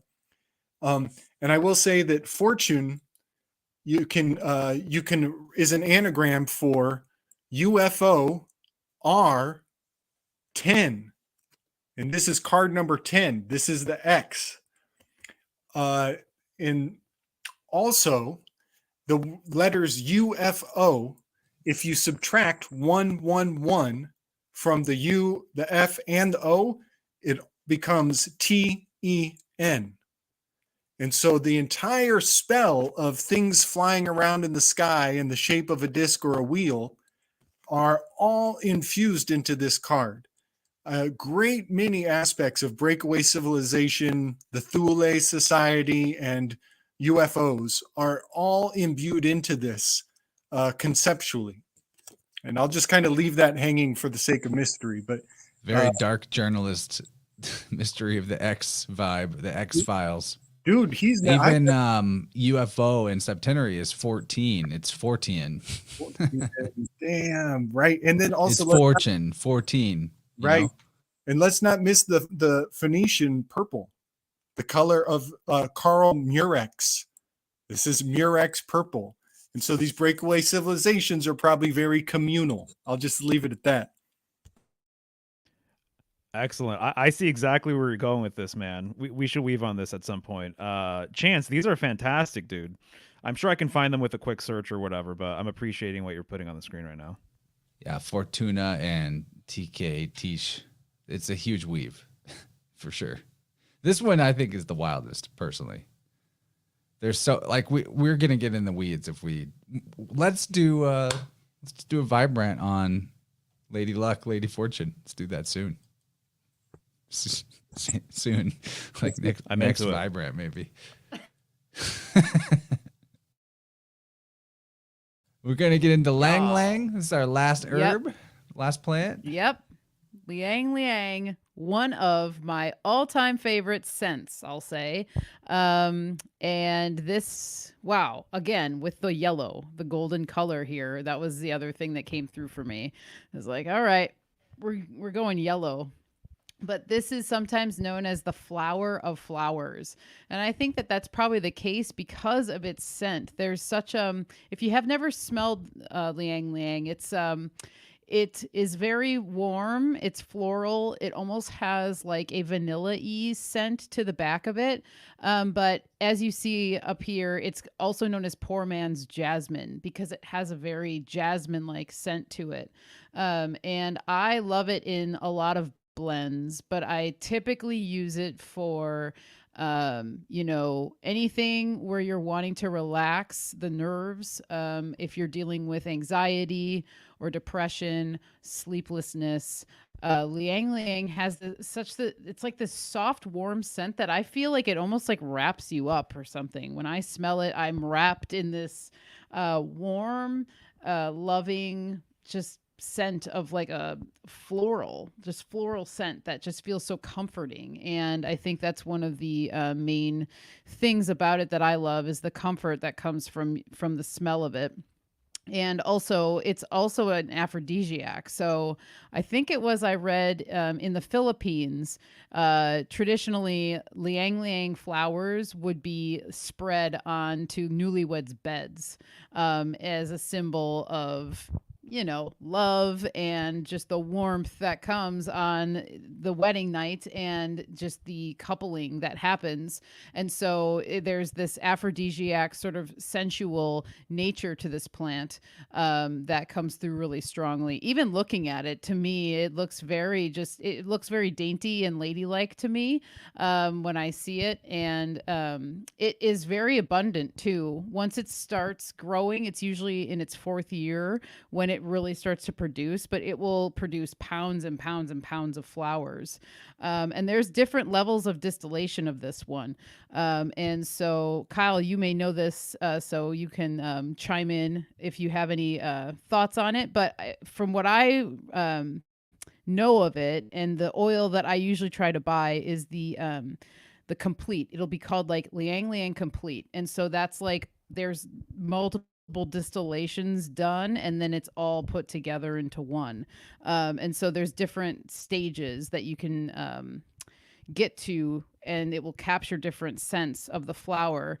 But I find that the complete distillation of this essential oil is one that's the most well-rounded, and that's usually the one that I like to kind of seek out. Can be a little bit more spendy, but if you're into the aromatics of things and you like using essential oils, you find that sometimes it's worth spending just a little bit more to get that higher quality or that more complete scent. And that's one of the things you can look out for when you're seeking out this essential oil. It's also known as the perfume tree because of its pleasant scent. And I just can imagine what it would smell like to be around this tree when it's in full bloom. I bet it's something pretty special for sure. So as I said earlier, I like to use it for, relaxation. So great for massage and body oils. Particularly, I blend it with usually one of my blends is usually lavender, bergamot, clary sage, and liang liang, and that combination is so relaxing and it's very calming to the nerves. It just really puts you into a really good headspace. So you could try blending some of those together, and they seem to really like each other. And let's see if there was something else that I had written down. But oh yes, this one too, kind of like patchouli in that way. If someone is sensitive to scents, if you overuse this scent, it can kind of cause a headache or nausea, and that sometimes happens with patchouli with certain people. But this is one of them. I think because it's so heady and because it has a really high floral note, that sometimes it can be a little bit unsettling for certain people. So you do want to find a balance if you're using it. But almost any scent can really do that. If somebody's laying on the perfume or cologne or whatever they're doing, it can cause a headache regardless. But this is one that can be a little more pingy for people. Really wonderful for just the nervous system in general, but boosting self-esteem. So this could be a really wonderful one if you're just feeling a little bit not as confident in yourself or something that's going on. This could be a really wonderful one to have, and just maybe, put into a carrier oil, dab a little on yourself, and just be able to, inhale that scent to kind of even bring that golden yellow color, that strength of the solar plexus that you would want when you're not feeling confident. This would be among one of the flowers that could be really good for that. And then the Kananga odorata. So there's odor in that second word. And I just think that that's really wonderful too, kind of just like pointing to the odor and how potent it could be and how special and nice that it really is. That's what I normally say too, Micmac. That's awesome. The plant's so nice they named it twice. I want to talk about aphrodisiacs for real quick before we scooch, because that's a pretty loaded term a lot of times, and so people will be looking at a plant and very often it'll say aphrodisiac. And I'd like to mention that like even goldenrod, which is not necessarily considered an aphrodisiac, which I think would be really beneficial for a lot of cases where people are looking for one. For me, the goldenrod person, I always think about like archetypical presentations of people. The goldenrod person, they hold their back when they're walking, and they lean on things when they need to. And they're always like kind of leaning over and holding on to stuff for a breath. And so it suggests not being in good standing. And so typically when this happens a lot, a guy comes into the shop, and they're looking for something that will, help them become in good standing once again, so to speak, in an Aphrodite way. And, you can read about these plants like ylang ylang, and there's some other ones too that might be improving of like hormonal system, but from a vital aspect, working with that vitality of the kidneys and bringing somebody back to their king-like posture where they can stand at attention and point their sword wherever they want. And with something like ylang ylang, I think of that as like pure Venusian sensuality. It just like lets one feel comfortable right You're away talking about in things their body. standing and then still standing joins the chat. Well, hello there. Just a point of simple head. Welcome. We were just talking about that. For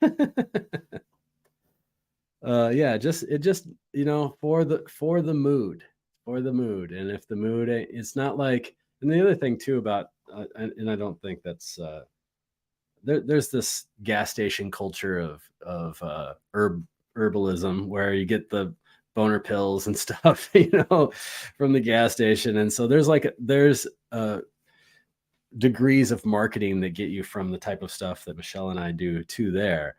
And when it comes to, I'm losing my train of thought, but when it comes to ylang ylang, it's not about how can I set the mood so somebody else will do me, It's more like setting into your own body, settling into communing personally with Aphrodite in that way, through your sensuality, your sensual side. And so anyway, I love the topic of aphrodisiacs because I think there's a whole bunch of different expressions of them. But to me, ylang ylang is like like Aphrodite in aphrodisiac, that sense aspect of personal sensory. Love that one, Michelle. Well, we went from talking about Lady Fortune to getting lucky.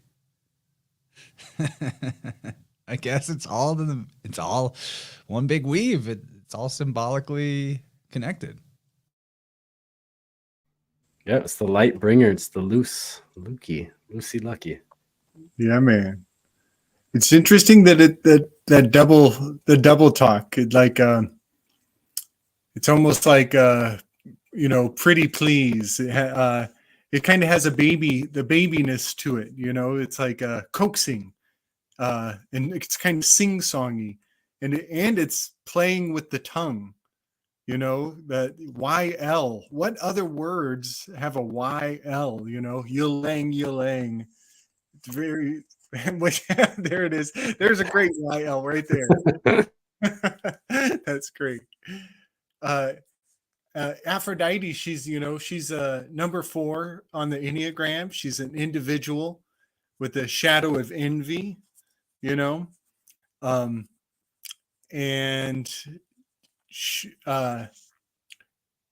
I love that you said that it's not about getting other people to desire you. It's about almost like stoking your own inner desire for it's self-serving, not in the judgmental way. It's serving the self, which I think that's one of the things about Aphrodite that gets so easily misunderstood. She was self-centered, but from a position of sovereignty, and so I just love the way you said that these aphrodisiacs, they're not all about let's go out tonight to get lucky. That's great. And yellow has that effect too, that radiance. Are they always yellow? Is ylang ylang always the yellow flower? From my understanding, yes. It comes in green. You could see in that photo, like there was an unripe one or one that was kind of younger. It's green and then 2 yellow. But I'm not sure. I mean, I think so. I can't 100% say, but I'm pretty certain it's always yellow. Yeah. Well, so Aphrodite's born on the half shell. And something that this is a kind of a big weave. I'll try to keep it short and brief, but something that I'm coming to unpack out of the events over the past few years is that there have been laws in place around, from ancient of days, around shellfish and making certain shellfish not allowable in your cuisine. And in fact, if you've been in the food industry or taken any of the food safety courses, you learn that there is actually certain forms of shellfish that if you eat them if they're harvested from the wrong place at the wrong time, and they have a foodborne illness that changes your sense of hot and cold to the opposite forever.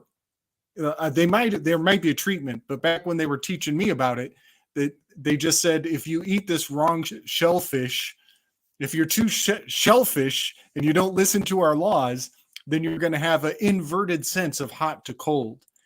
And I have a theory that there are a great many psychological prohibitions that parallel seafood prohibitions such that anybody who thinks they're an individual who can go it on their own, they don't need the city slickers, and they can just go off and forage for themselves. There are all these strange linguistical snares that are supposed to constantly whisper guilt or shame in their ear. And one of these many, I guess, examples is Carrie Mollusk. Carrie Mollusk is the one who gave us the PCR that was a huge dragnet of the past events. Well, if you look into his profiles, this might be supplemental. I have a sense this is not natural or coincidental. I think this is supplemented. But he is depicted with his surfboard, multiple pictures of him with his surfboard. And that surfboard is not only Chance, can you pull up the Magus card from the Thoth deck? Can you pull that up? He's depicted with his surfboard, which looks like a mollusk, a long clam. Well, the clam has a tongue. It has a tongue in it. So the ylang has the lang of the tongue, the lingam and also the language, right? And it's double speak, split tongue. Carrie Mollusk is a surfer, and sure enough, he's the originator of the PCR test where they messed with the cycle thresholds on the whatever to do a huge number on everybody. Well, if you look closely at this Magus card, he's doing I think of him, first of all, he was Friedrich Nietzsche's tightrope walker, was my initial read on this, but I see other art unpacking potentials here. He's walking, he's hanging 10 on a surfboard. Hang 10 is where you put your toes over the edge of the surfboard. And also he's balancing an adze tool that Anubis uses to scrape for the embalming ritual. Well, that's what they do for the PCR test, is they jam the adze tool up your nose to get the pound of flesh to send off to Langley to keep your DNA on record. So many aspects of Carrie Mollusk, that's a KM, flips around to an MK, is also packed into this fascinating Magus card. But my point here is, I think this is a huge spell to keep the individuals and those who think that they can go it on their own, to keep them in a state of fear so that they constantly have to come back to suck on the great teat from the giver monster in the sky. But look at the color again with the gold, that ylang golden color. And he's shamelessly naked as well. He's so proud. So yeah, I just thought I would kind of throw all of the spell of keeping the individual in some sense of reminder that, don't let your narcissus carry you away too far from civilization. The 10 tribes of Israel, they're said to, if you know about the aquatic ape theory, I'm basing a lot of this around the aquatic ape theory. And that is that the 10 tribes went wandering off eating shellfish and following the shorelines because they were so selfish. And they get what they deserve because they didn't stay within the parameters of the laws of the masses. So yeah, huge there. I love brains, Gabe. I love Gabe's brain, OMG. I just want to add one little detail to Gabe's weave. You brought up Carrie Mollusk. Mollusk is philologically, it's Murex or Murex. Murex is what is harvested to create the royal purple. This is the Phoenician purple. It's kind of more of a bluish purple, but just wanted to point out they used mollusks to dye their yarn for the tale that they were going to weave. Nah. The PCR test was how they managed to color their whole story, as in make everyone believe in it because everyone's getting tested and cooties positive. And one quick thing: the Murex actually makes both the blue and the purple. If you look into it, it covers both of those bases, and those are the garments of the high priest of the ephod, wears those colors to go up on the mountain and see, commune. And the other place where you can find it is the Caribbean. Right. Yes. Right off of Jekyll Island is one of the. Why I'm thinking of the Caribbean is just because we're talking about passion flower, and that's like all over Bermuda and the southeastern Florida, United States area. So I already had it on my mind. So let people in. Why are you even talking about the Caribbean? What were you going to say, Mario? Well, I was going to say, I too love Gabe's brain and would like to add to this weave real quick. So the Magician card corresponds with Mercury. Mercury is Quicksilver. Does this make the Magician the Silver Surfer? Just a thought. Yes. Just throwing that out there. 100. 100%. I love it. Oh, I love it. And that's the medical. Also, the medical caduceus with the Mercury spell. Fascinating. And gotta make that dollar. Make those clams. You got to make the clams. Which, that was wampum. Clamshells were wampum back in the day. That was actually, let's bring it back to Indigenous Peoples Day. Those clams, that was wampum. That takes the shellfish spell to another level. Whoa. Okay, I got to sit on that. Yeah, and currency has been part of this weave the whole time. I need me some ylang.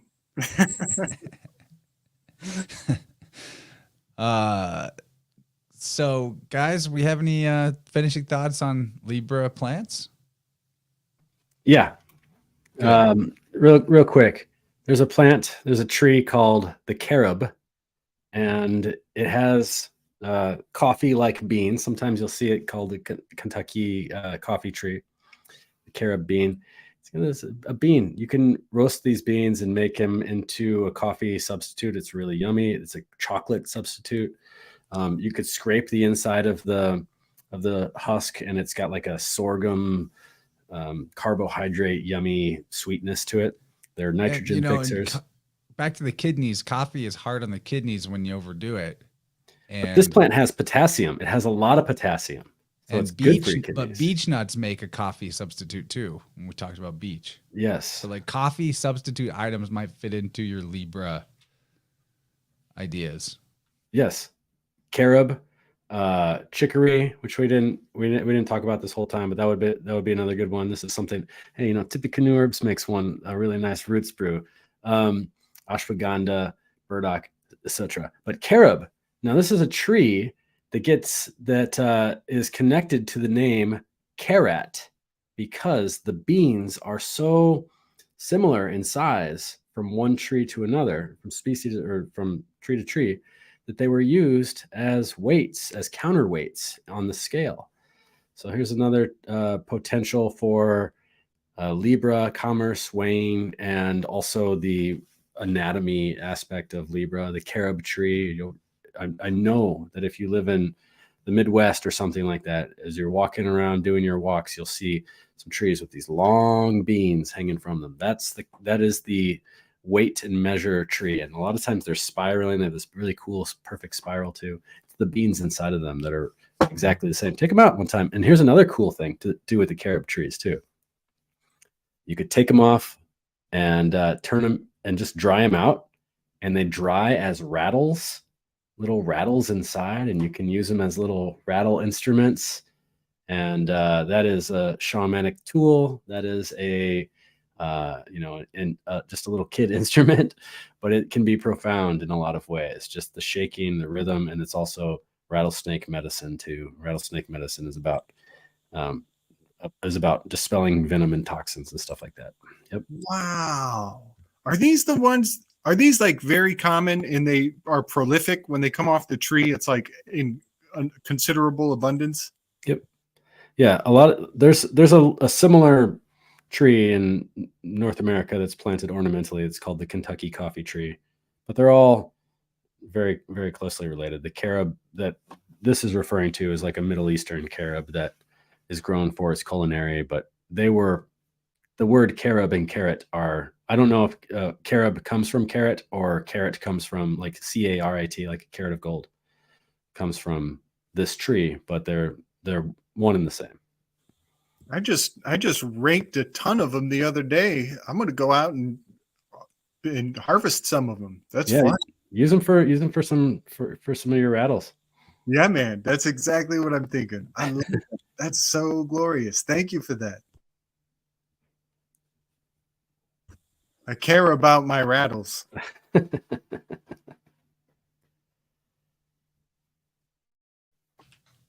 about you guys, Michelle, Mario?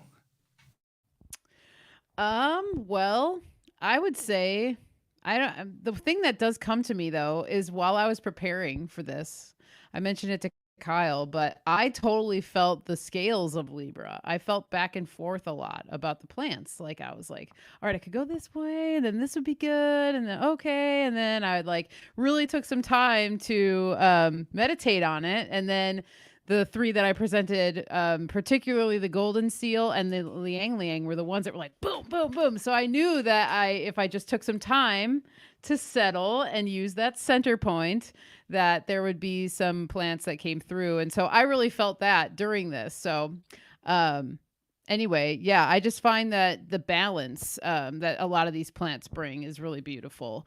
We were talking a lot about that, and so that's kind of like my closing thoughts on what we talked about. And as always, beautiful and really fun. And wow, 12. We got through. That's awesome. So we did the whole great zodiac. job, everybody. We did. Yeah, especially you and Kyle, because Mario and Gabe and I, we can just show up to these, and we were already living this life where we kind of just synchromystically let things pop out in the weaving. But you guys have made it a life study to bring us this plant medicine and the deeper spiritual significance of our world here and how it's made for us. We're made for it. It's not like just this random chaos. And this type of study, I think, just absolutely reinforces people's foundation in whatever their lens to view the world is, spiritually speaking, taking people out of the mundane and the material that they may be forced to be walking through in their day-to-day, to re-invoke the magic and mystery and the childlike wonder of their lives, of their existence, through the teaching that you guys provide about the plants, and also the hope and the confidence that comes from knowing if the whole system crumbled, and hopefully most of us are done going to doctors anyway. It's been forever since I saw one, but that it's not that far out of reach, that whatever you need is growing within 5 feet of your front door. Whatever you personally need is probably that close. Nature works that way. You said that on Crow, and that's so true. So I don't want people to fret. We're going to get this crew back together. Ambitious to do it a lot more, actually. But it's really up to the our herb masters, our plant masters, how much they want to do. I for sure think we'll do Ophiuchus when that season rolls around. Mario and I are going to team up with David Matheson pretty soon and do a big Ophiuchus deep dive to warm us up for the Ophiuchus herbal walk. But I also think, it's up to you guys, but I also think it would be really fun to maybe revisit this series in 2024 from the lens of the planets or other lenses. The lens of the elements, or the lens of the certain organ systems in the body, or maybe other things like Chinese zodiac, or I'm open to options. I just really like hanging out with you four people specifically, and I want to keep doing it. It gives me a little like water in my eyes to think no more of this group. So we got to keep it going some way or another. However you guys want to do it, however often, I'm here for it. I agree. I can't get enough of this team up. Yeah, what Yeah, an and honor. I love the. Well, go ahead, Kyle. Go ahead. I was just saying because I had gone back and I had looked through all of our previous things in order to catalog them, and I was able to see like when we really started vibing and syncing and coming together as a team really well, and it has been awesome. I have so much fun doing this, and it's also, Michelle and we can like talk about plants, and I know that you guys can talk about the mysteries and whatnot. So it really is fun for us too. So thank you so much, and I am totally game for all of those proposals, and I think that we could reset with a lot of different ways and bring a lot of different herbs and a lot of different new light. I get a lot of good feedback from this, and I'm really happy to continue to talk to people more and more about plants and nature and health and all the different ways. So I really appreciate the people from the InnerVerse community reaching out to me, making orders, adding the InnerVerse coupon so that I know that it's you. So that way I can hook you up some extra specialness. And but I really, really appreciate this community a lot. And it's been an amazing, fun time. And I cannot wait for some more cool things to happen. So I've got a poem I'd love to read. It's a bit gnarly. But it's fun. It's playful. It's about a character from Hindu mythology whose name is, Angulamala. Angulamala is this dreadful demigod who is renowned for being absolutely horrible. He's the standard bad guy, the worst of the worst kind of character, and you can tell immediately upon seeing him how bad he is because he wears a necklace of fingers. And if you look up pictures of Angulamala, it's dreadful to even perceive him. It's almost traumatic just to look at him. But the funny thing is the fingers are pointing back at you, and so whatever projections you might attach to him, he's got that he's rubber and you're glue kind of spell going on. And so I've kind of played around with the fact that he's also megalomaniacal, and the word megalomania is in his name in a fun little anagram kind of way. And this was all... Gabe, rubber and Libra are anagrams. Oh my gosh. And remember one of the things we covered had rubber content to it. Golden, what was it? Goldenrod. Yes. Wow. So he's Libra and you're glue. And whatever you put on the scales come back to you. So yes, and I'm also, this is inspired from essential salts. He does a lot of research on Friedrich Nietzsche, and fans of Nietzsche are known to be megalomaniacal, or these studies are said to lead to megalomania. Well, all of these are just more of the shellfish spell.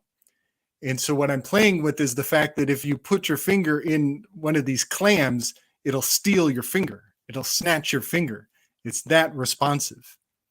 And so there's a bit of in Frederick's mind was like a steel trap. And so I'm just kind of putting everybody's mind in where I was when I wrote this poem. It's called Free Drake's Analima. Angulamala's touchy mantle prestidigitates an intellectual F sharp. Wrathfully, he displays his record scratch pomegranate subject matter, never betraying, ever forbearing his megalomaniacal no-touch techne of snap thread, saddle joints, primed to blip onlookers into a certain loss of thinking space apprehension. He obviates self-consumed mussels and shellfish on account of the pearls between each pointing digit. The end.